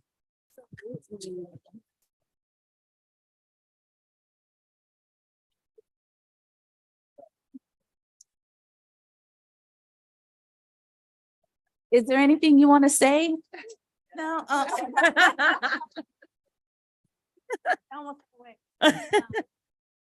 Good evening, Mayor and Council. Honestly, I couldn't do any of it without the support of our leadership, our committee staff, Chief Clemens, Chief Holcomb, and your support. And everything I do is for the department, our men and women, and the better equipped they are, the better, the healthier and the safer that they are, the better we can serve this community. So. That's right. That mental health grant. Oh, yes, that was awesome. Oh, okay. Item 3, council approval of Forest Park Fire and EMS Professional Development Program. Is there a motion to approve this item? So move. That was Councilwoman James. Is there a second? Second. That was Councilman Mears. Any further discussion? Councilwoman James? Yes. Councilman Antoine? Yes. Councilman Gutierrez? Yes. Councilwoman Wells? Yes. Councilman Mears? Yes. And, oh wait, that's everybody. All right, excellent. Item 4. Proclamation in recognition of National Black Business Month. Or is it? All right, you guys know the routine. Can you come down front with me? And then we're gonna stay down for the next few items.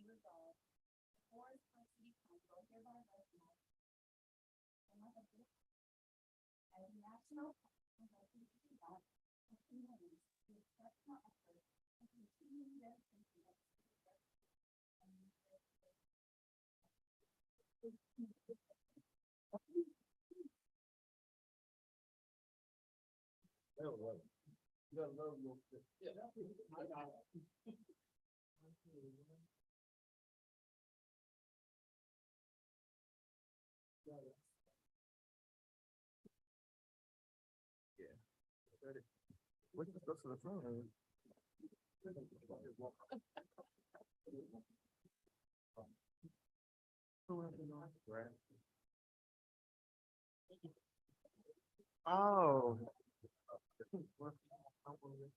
Oh, okay.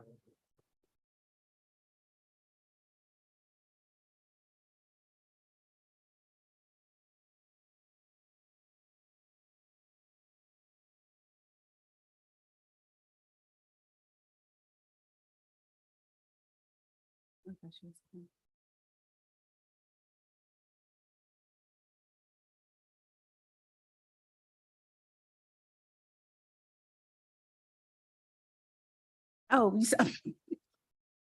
item 6, recognition of Ward 4 Yard of the Quarter, background and history.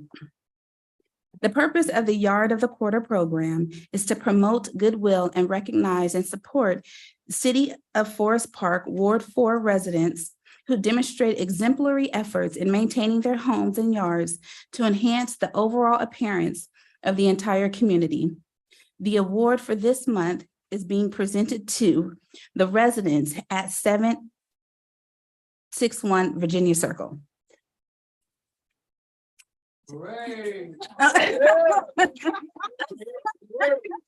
The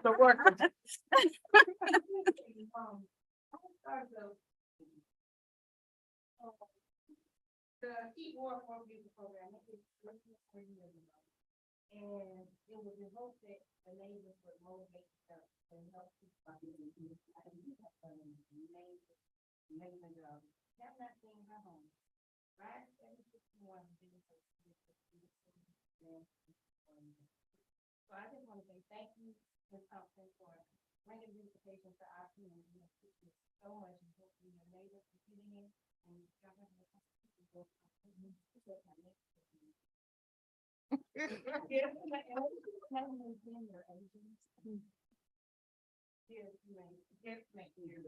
so Ms. Tina was the recipient before, let me take you, so I had one, for Ward 4 before, that's Ms. Tina. And so I went to her house the other day and she said, you know, you told me that when you did the Ward 4, y'all that was doing it, that I was gonna present to this person.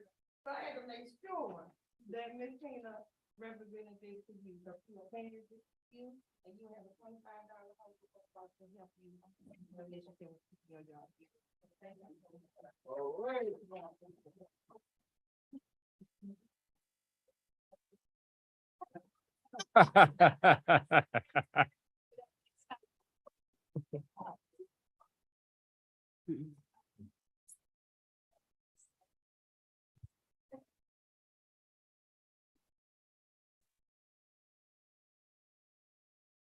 All right.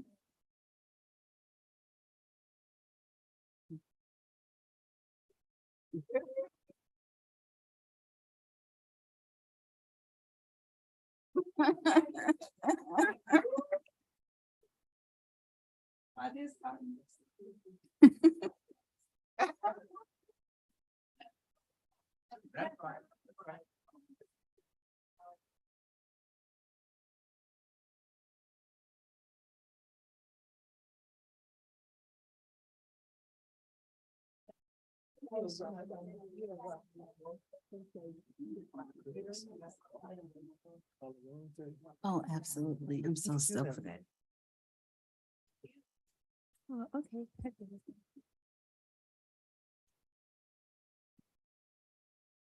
All right, public comments. The first person up is Miss Kay.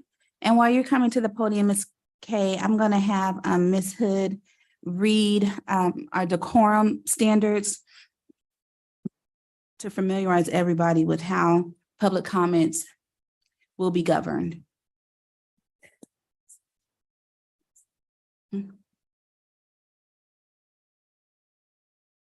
No. Yes.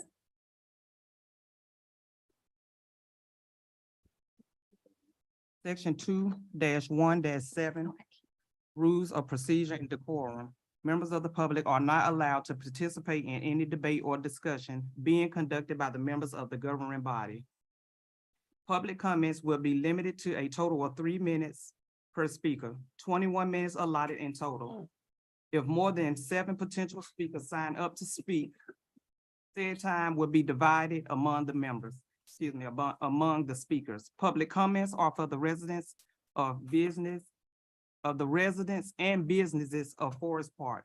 If a non-resident or non-business owner wishes to speak, they must first request to be placed on the agenda for the upcoming regular meeting. All public comments must be limited to matters on the agenda or over which the governing body has jurisdiction. Each speaker must maintain a decorous demeanor and refrain from personal attacks upon members of the governing body, shouting and using obscene language. Members of the governing body may respond to the comments during their closing comments if they desire. All questions and comments shall be directed to the presiding officer. Thank you, Ms. Kay. You have the floor, ma'am.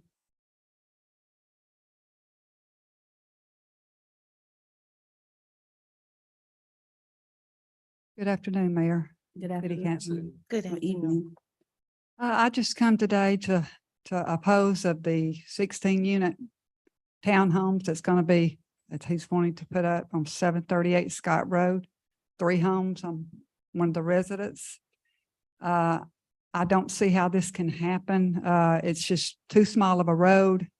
It's a single family residence.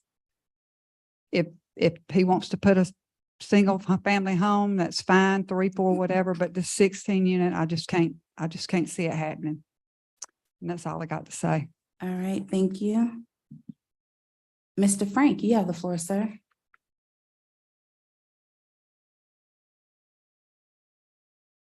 Good evening. Good evening. I'm also here about Scott Road, the rezoning. Like Kay has said, Scott Road is a short little road, 400 to 500 foot long. You put 16 units of multifamily down here. Average family has 2 cars. If you just line them up, 30 something cars end to end, could no one get in or out the road at one time?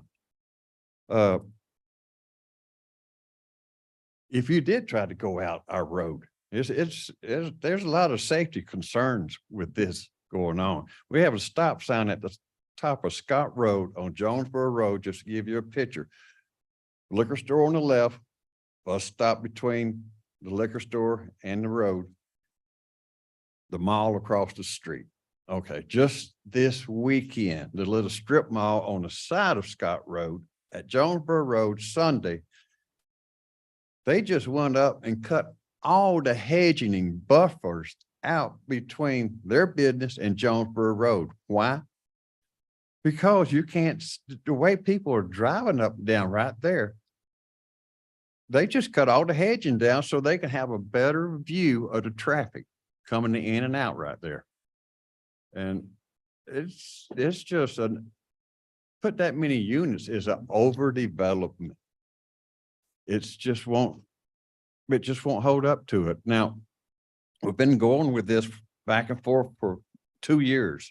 2 years ago, they was wanting to put an electrical company down there with, I don't know, 20, 25 service trucks. Right after that, they wanted to put multiple homes up, and they wanted to be allowed to build the homes 2 foot from the property line. Same people keeps coming up with different ideas, but 2 years ago, we invited the council down, and a few of you come, the mayor come, Miss James, Miss Wells come, and we talking like y'all told us then. This is single family residence.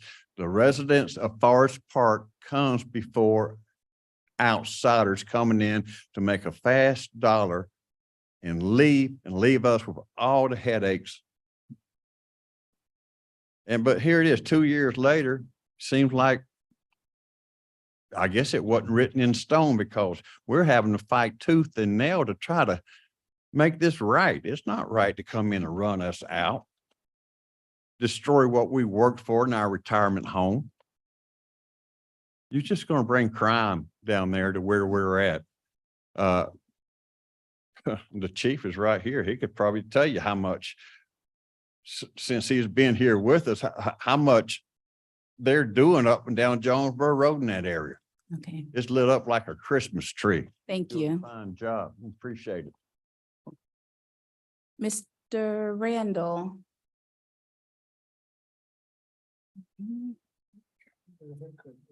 Mr. Parker.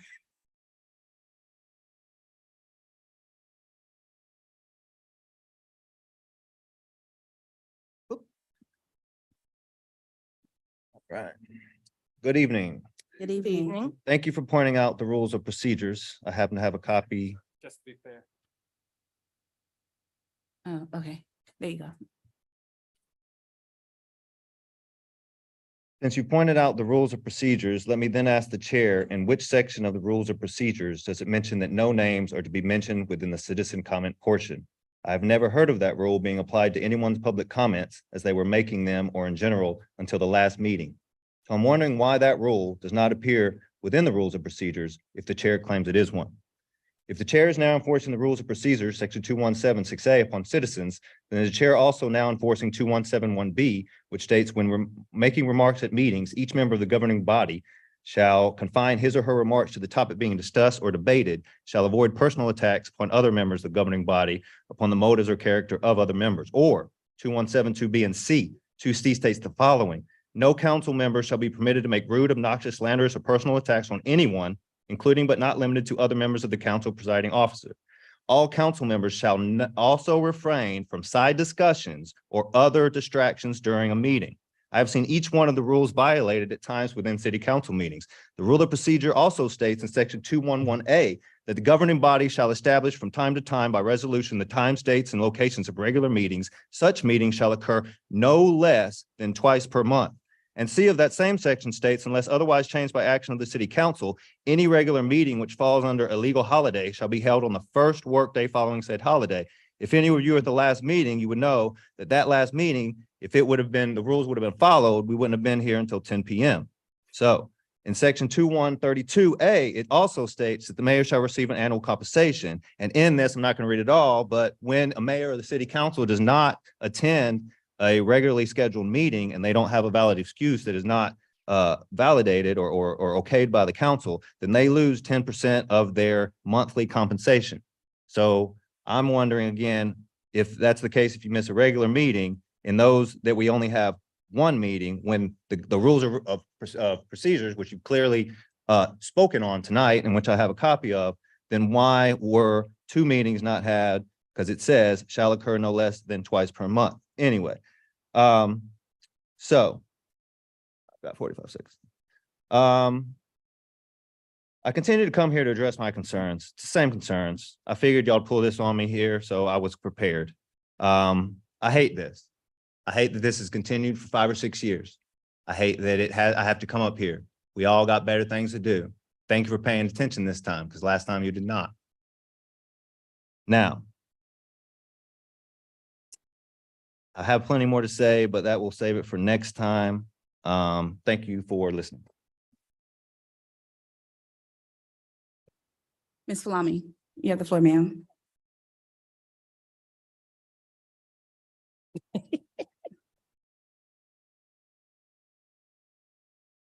Can't go wrong when you go by the book.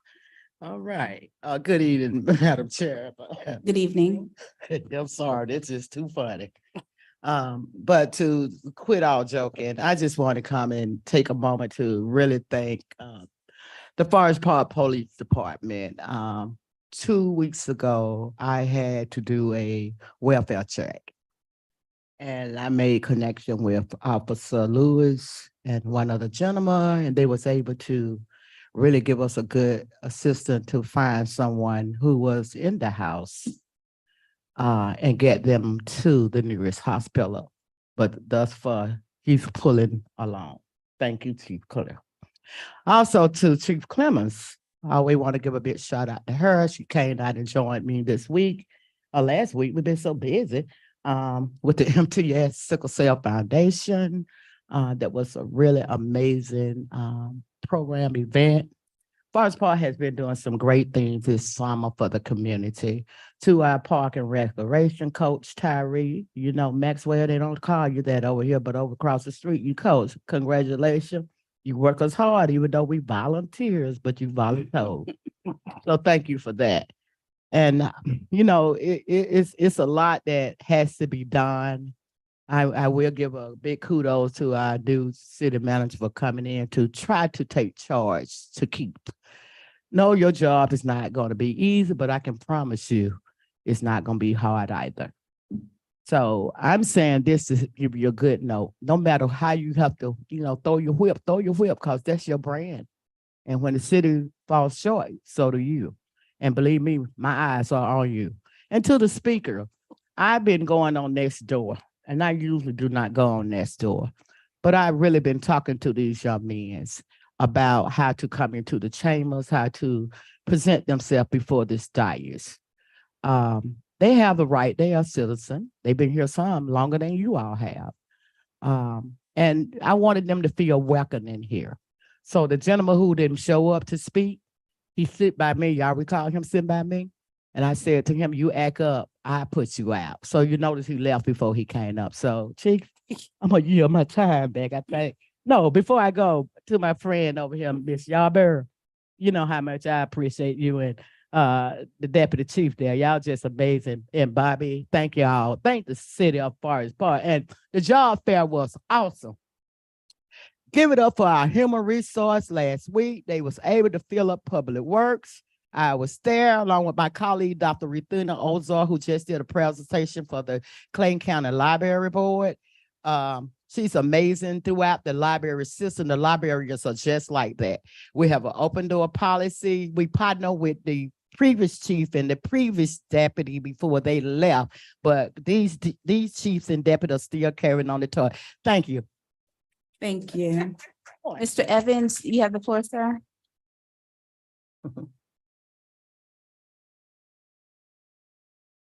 Gee, thanks for putting me behind her. That's kind of hard. Last couple of them kind of hard act to follow there, but yeah, I wanted to mention still having issues with waste management. We were told, I don't know, years ago by Jeff Eady and Alan, I forgot his name anyway, from Waste Management, that we were going to have some type of educational literature given to the citizens so that they would know, pickup dates. They would know what items can and cannot be put into the cans. We've got residents now that don't know whether you need to call or not call to have your yard waste stuff picked up on Wednesdays and things like that. There's no communication. There's no nothing. I mean, people know, I don't know how many years it takes to put together something like that to educate our citizens, and with us being such a transient community, that needs to be done on a regular basis, not just once every 10 years. So I would like to see that. And also, I wish the lady was still here from the library, because it makes me want to run down there right now and do something. And Sandra loved the library. We spent a lot of time and we used a lot of those resources and things like that. So I appreciate that. But I just want to also give kudos to somebody, since we can't give names, for doing such a fine job since you've been here. Thank you. Thank you. Ms. Copeland.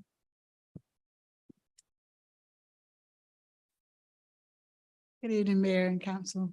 I have two questions. My first question is, I would like to have an update on the recreation inside pool as to where that is. And my second question is, I've noticed that I live right across the street from the middle school that is being rebuilt. That's a good thing. But I've also noticed that there have been surveyors out with our properties and lines, putting lines on our properties and flags on our properties. So I would like to know, what really does that mean to the citizens in that area? They're gonna take the they're gonna encumber some of our property line. No one has told me, and I don't know about any of my other neighbors, but I would like to know if you all know, what does that mean as far as these lines and surveys that's being done? Thank you. All right, thank you. Mr. Clark.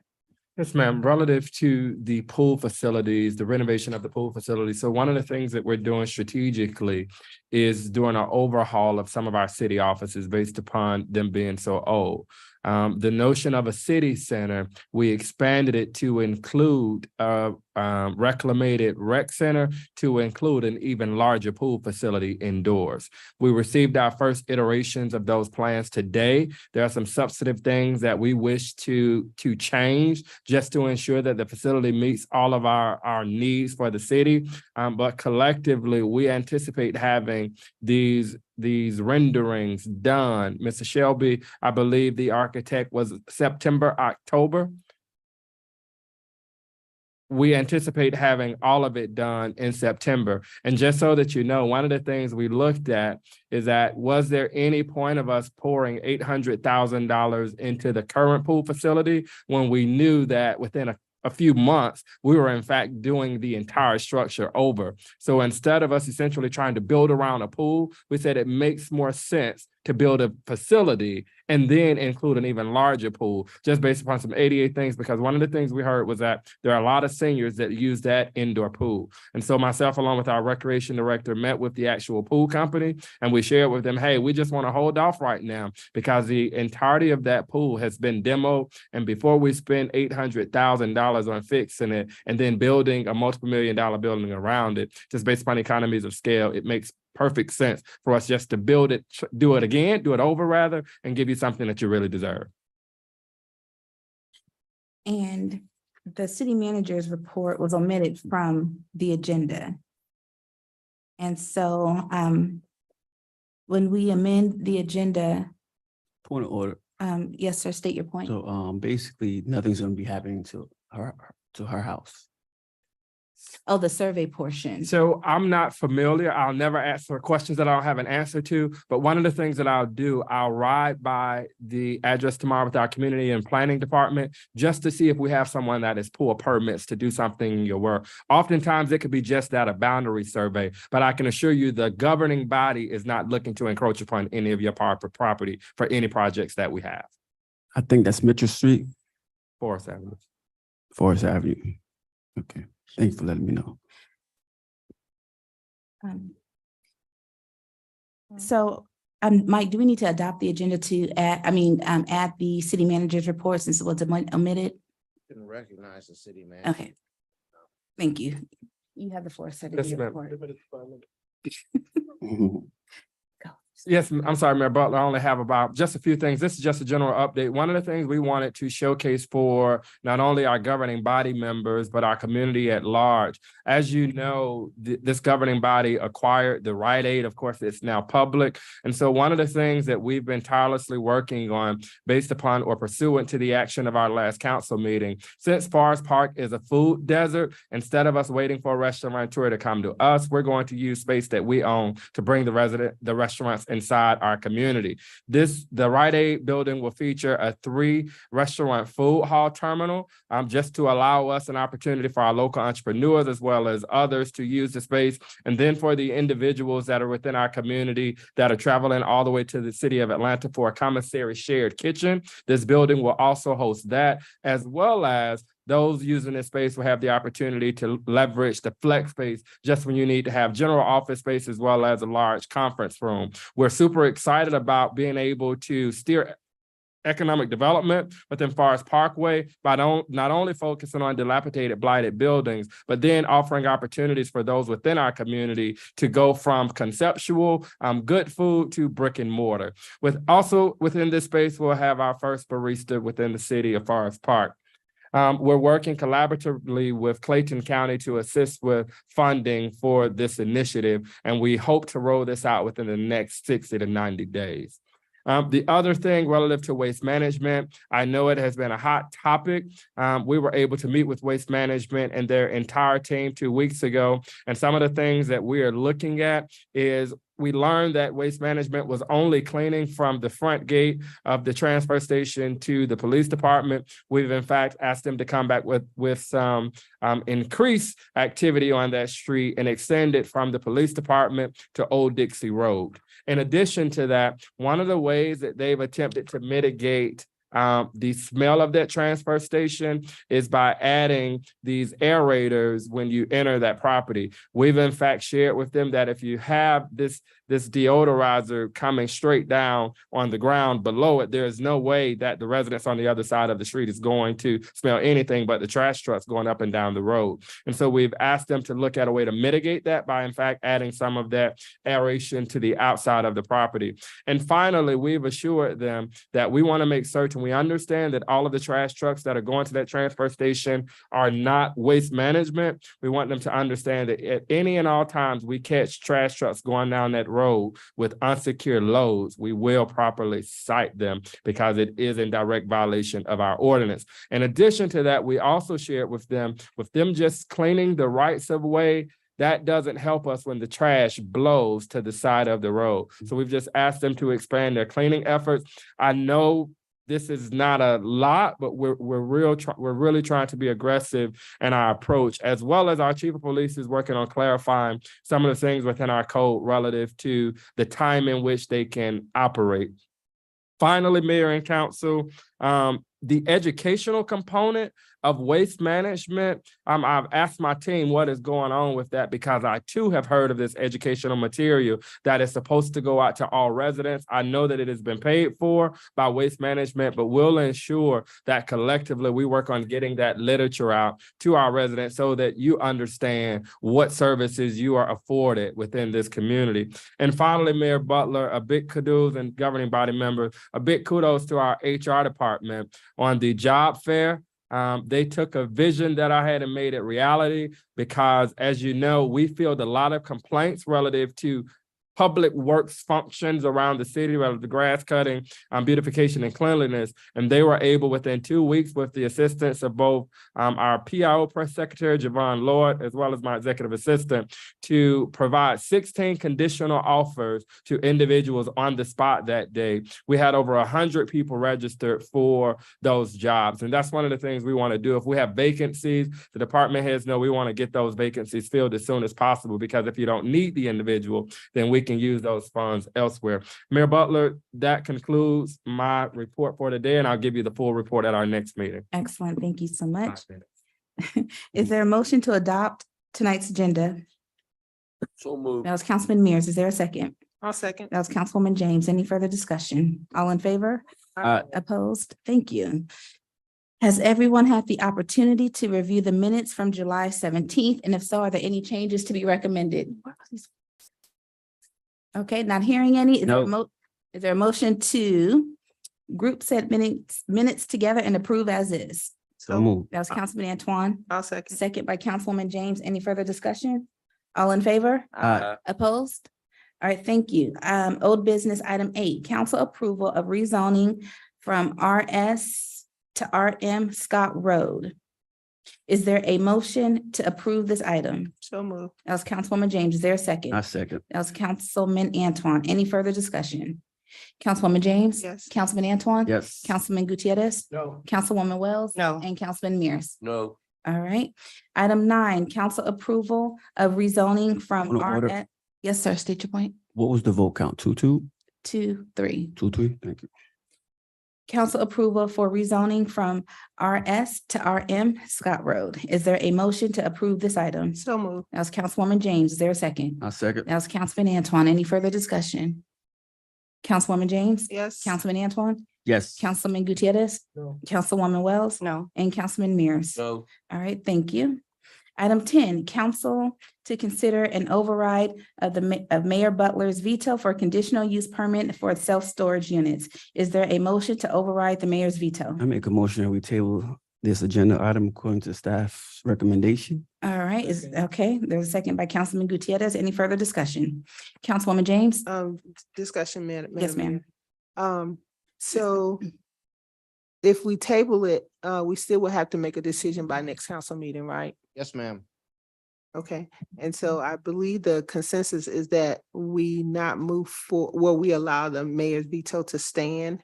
So I would be in favor of just letting the veto stand, since we will have to make a decision by next council meeting. And according to all of the businesses or whatever you have, I don't think it's going to be ready by the next council meeting. Councilman Antoine, are you willing to withdraw your motion? I thought, well, he seconded, so it's still on the table. I know, I'm asking, are you willing to withdraw it? And if we go with Councilwoman James's recommendation, which is just to let the veto stand. We good with that? young lady? Oh, my God. I would personally like to see what progress they make from now to the next meeting, because if they are moving forward and just becoming aware of everything, I'd be willing to change my mind. But if nothing changes, then no, because I wouldn't want them to wait 6 months if they make significant gains. Right. Good idea. All right, the motion to table, Councilwoman James? Yes. Councilman Antoine? Yes. Councilman Gutierrez? Councilwoman Wells? Yes. And Councilman Mears?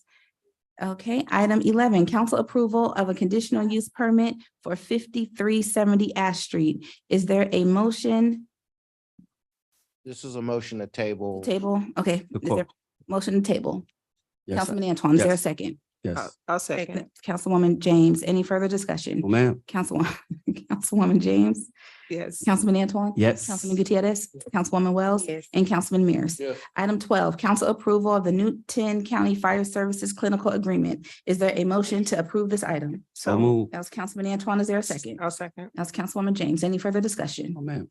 Councilwoman James? Yes. Councilman Antoine? Yes. Councilman Gutierrez? Councilwoman Wells? Yes. And Councilman Mears. Yes. Thank you. Item 13, council approval of text amendment. And this is for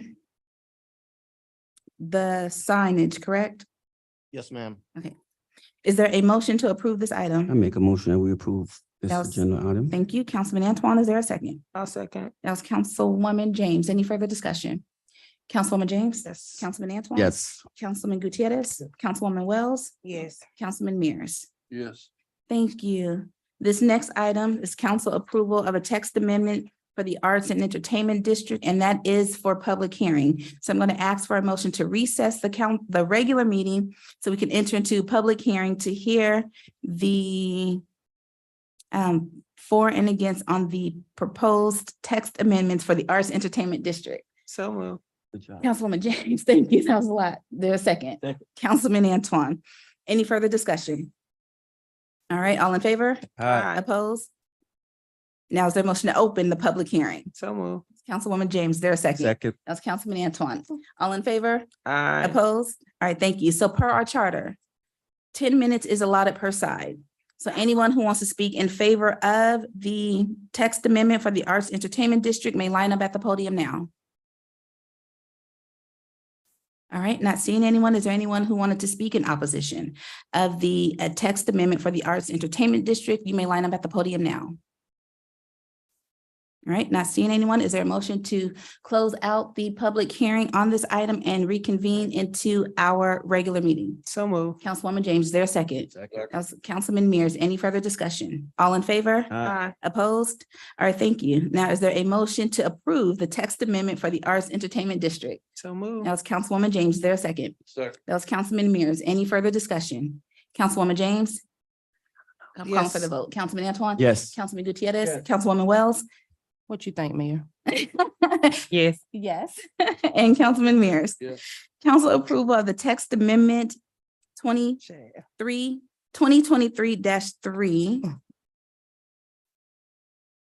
And that is for, which one was that one? Oh, I thought we already did the signs. Okay. Well, is there a motion to approve it? So Madam Mayor, I believe a motion would be in order to approve it with the additional language that states that upon adoption of a recommendation of the Planning Commission, a report shall immediately be forwarded to the mayor and council. All right, Good job. Thank you, Mike. thank I'll you. make that motion. All right, that motion was made by Councilwoman James. Is there a second?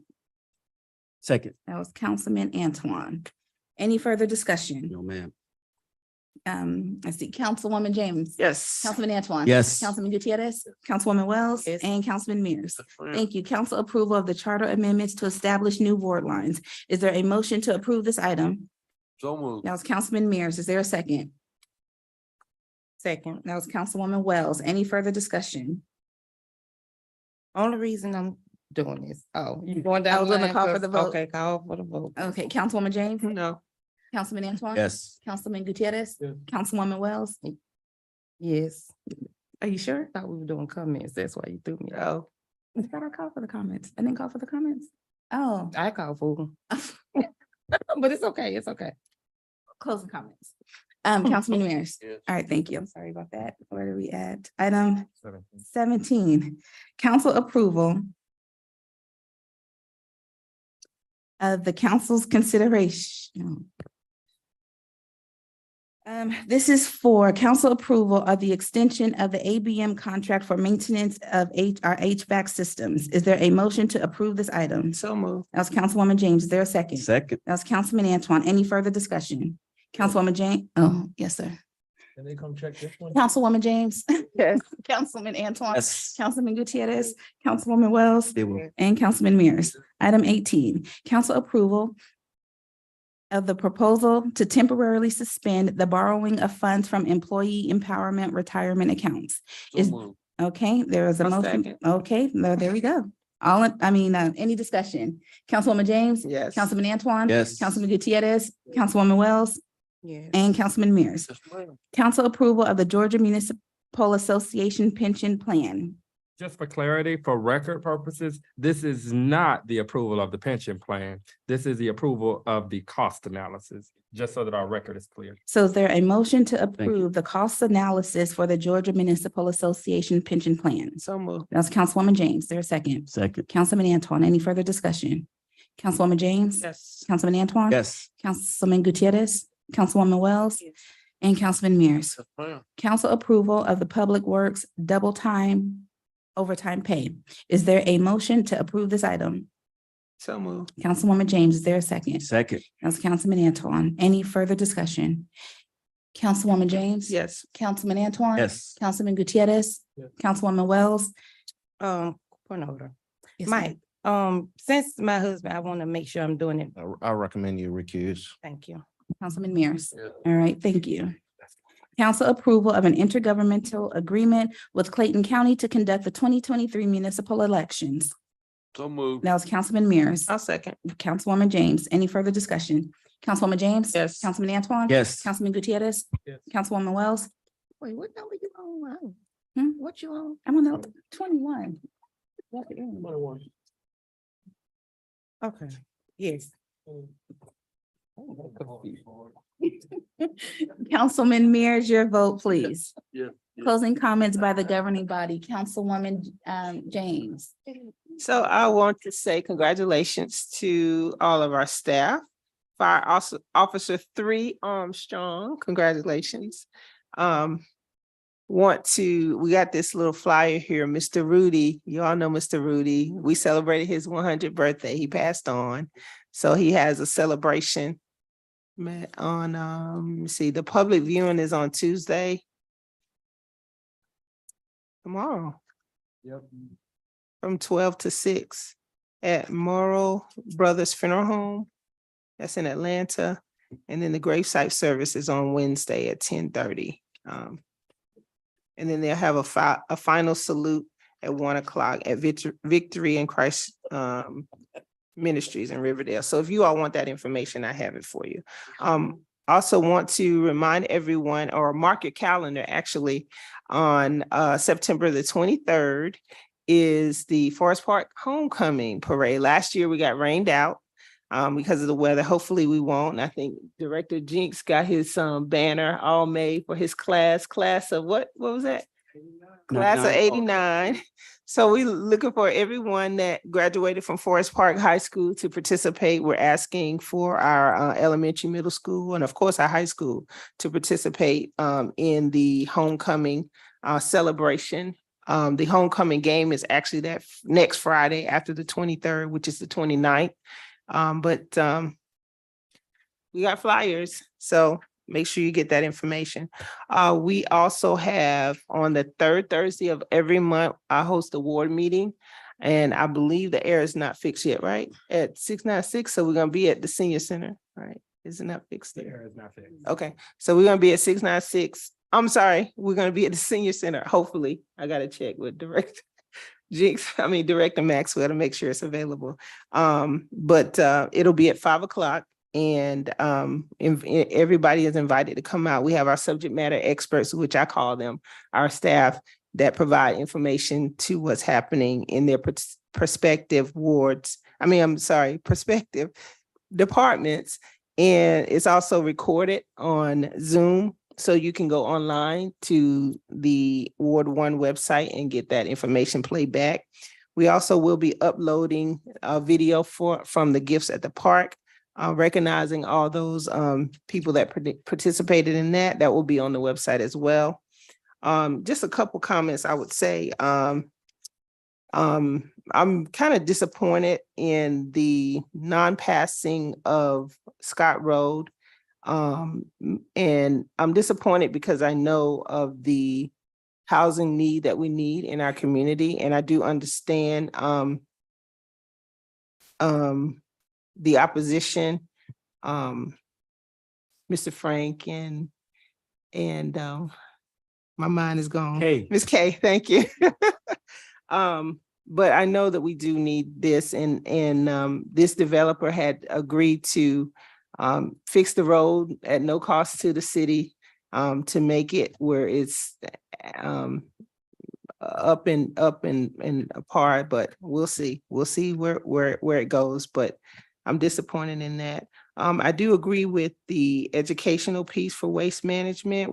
That was something that we talked about, actually getting the residents the information that they need to know when to do trash and when to do recycling and all of that stuff. And I know we do have people that are using the recycle bin as a trash cans. That's why all of our recycle is contaminated. So we're not recycling at all anyway. And many residents don't even know that we're not recycling. So we do have those that are actively recycling, thinking that they are protecting the environment, and it's not happening. So we do need to have some communication on that. That's all. Yes, congratulations to Ms. Armstrong. Thank you for showing the people how to do the wave. For that. That was very insightful. Thank you for Ms. Brown. Ms. Brown, HR department, thank you for what you do. I heard good things. And thank you for all the staff members that's in Forest Park. Every department. Thank you for those that showed up. Know that Booz Antoine loves you, and God bless you guys. All right. Thank you. Councilman Gutierrez. Thank you, Mayor. So just thank you, everybody, for coming out. I know these meetings have been very long. Our city manager I know he means well and wants to get everything done. Mr. Rudy, for anybody who didn't get to meet him, he was one of my heroes. He's a World War II vet. I'm a veteran myself of the Afghanistan war, and war just changes your life. And I really always appreciated how he wore his hat, always proud. We got to be patriots. We got to hold our country accountable. We got to hold people accountable. That's how you do it. You step up to the fight in whatever way we can. And I wouldn't say he pulled up because he didn't walk. He was on a wheelchair. So he rolled up to all of my events, always, in every event. And he was there just with his smile. And I just 100 years old. I know he lived a long life, but it's hard because it's a piece of our community that's not with us anymore. So God bless him. And, I'm going to be in attendance to all these things. Hopefully, if y'all can make it, it'd be nice because, he was always there for us. Back to School Bash, we're having an event with Miss Victoria Williams, our awesome school board rep. She and I will be hosting a back to school event on the same day as Forest Park Day. I don't know how that happened, but it's only half the time, so I'll get to go there and then go have fun for Forest Park Day. So we are going to be giving back some resources to the community, some other resources, educating the community, and that'll be on Jonesboro Road, 4603 Jonesboro Road. Here in Forest Park on my side of the city. So anybody that you all know that still doesn't have the resources they need to go back to school, please let them know that we'll be giving out some resources and giveaways there. Shout out to all the directors that come up here. I appreciate Ms. Gardner, Chief, everybody, just for standing up there and taking up on all our questions all the time. And Waste Management gave a check to Earth Tomorrow, the school at Forest Park High School, city manager, and they have a whole plan developed for recycling and marketing. So I talked to them. We had a meeting a few weeks ago about a grant they got from Georgia Power, and they told me they've been trying to get a hold of Mr. Allen, but maybe he misplaced his phone or email. I don't know, but he's not replying to them. But maybe if you can facilitate that's already all developed there. And what better way to push it out, than with our 2,000 kids we got here in Forest Park. So that's just another option and avenue for that. But yeah, other than that, have an awesome week. Be safe out here with this rain. I had a tree fall down in my backyard. I don't think it hit anybody. I didn't see anybody, but it hit the back of the fence, but got to get rid of that now. So yeah, thank you. Councilwoman Wells. Yes, I would like to say thank you, Chief Clemens, for everything that you bring to the city of Forest Park. Congratulations, officer, Ms. Armstrong, everything that you bring to the city of Forest Park and thinking enough of yourself and the city to get more educated so that you can continue to grow. And we need you to, can we borrow her for some of those grants?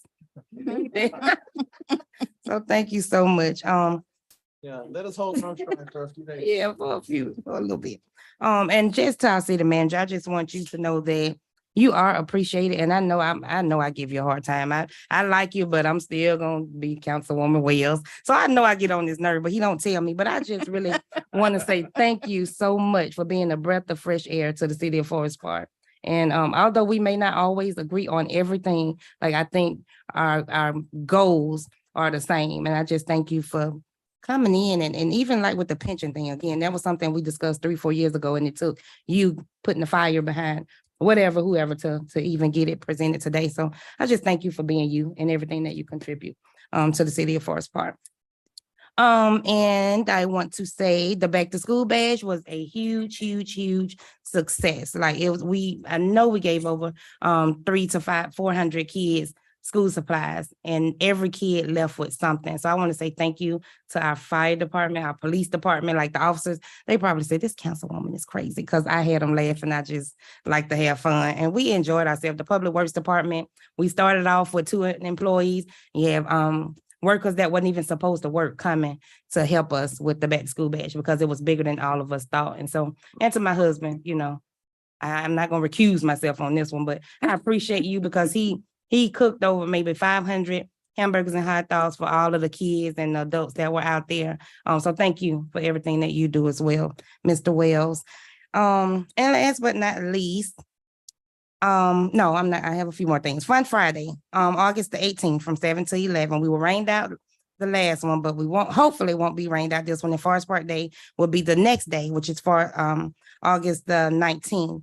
And again, I want to say thank you, Ms. Thompson, for doing your part and helping to keep our community beautiful. If there's anything that I can do to assist you, or even if it doesn't have anything to do with you, I work for you and I'm here if you need me. So thank you so much for helping with our initiative. And last but not least, on Sunday, I just need y'all to say a prayer for me because my baby leave to college on Sunday, and I have 2 high school graduates. He's leaving me, and he's going to brighten his future, you know. And I've been crying so hard. Because I'm that involved parent, and I never sent my kids away. They couldn't even spend the night at people's houses a lot of times. So it's gonna be tough for me. So I just ask for your prayer as I send my baby off to school to do what he needs to do for his next phase of life. Thank you all so much for coming out. Y'all have a good night. Councilman Mears. Yes, ma'am. I want to thank everybody for coming tonight. I want you to remember this is where your business is taken care of, and continue to come and put input to us so that we can help you take care of your business. Thank you. All right, thank you all for coming out. Is there a motion to recess the regular meeting and enter into executive session? Yes, ma'am. Fix your face. For personnel, litigation, real estate, and legal matters. So moved. Councilwoman James, is there a second? Second. Councilwoman Wells, all in favor? All right, thank you.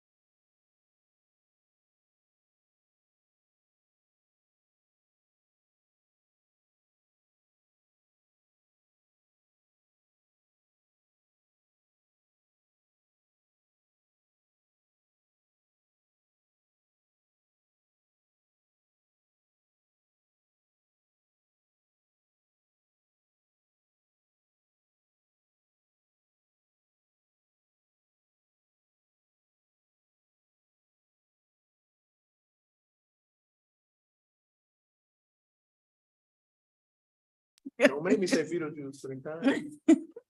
Is there a motion to recess the executive session and reconvene into our work session? I mean, what is this? Regular meeting? So moved. That's Councilman Antoine, second by Councilman Mears, all in favor? Aye. Opposed? All right, thank you. Now there is. No, we don't do that anymore. Matter of fact, we gotta change that. I'm just waiting on Councilwoman James and Councilwoman Wells to return. So we have one item to vote on.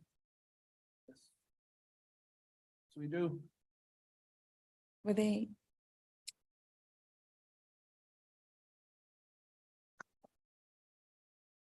That's a shame.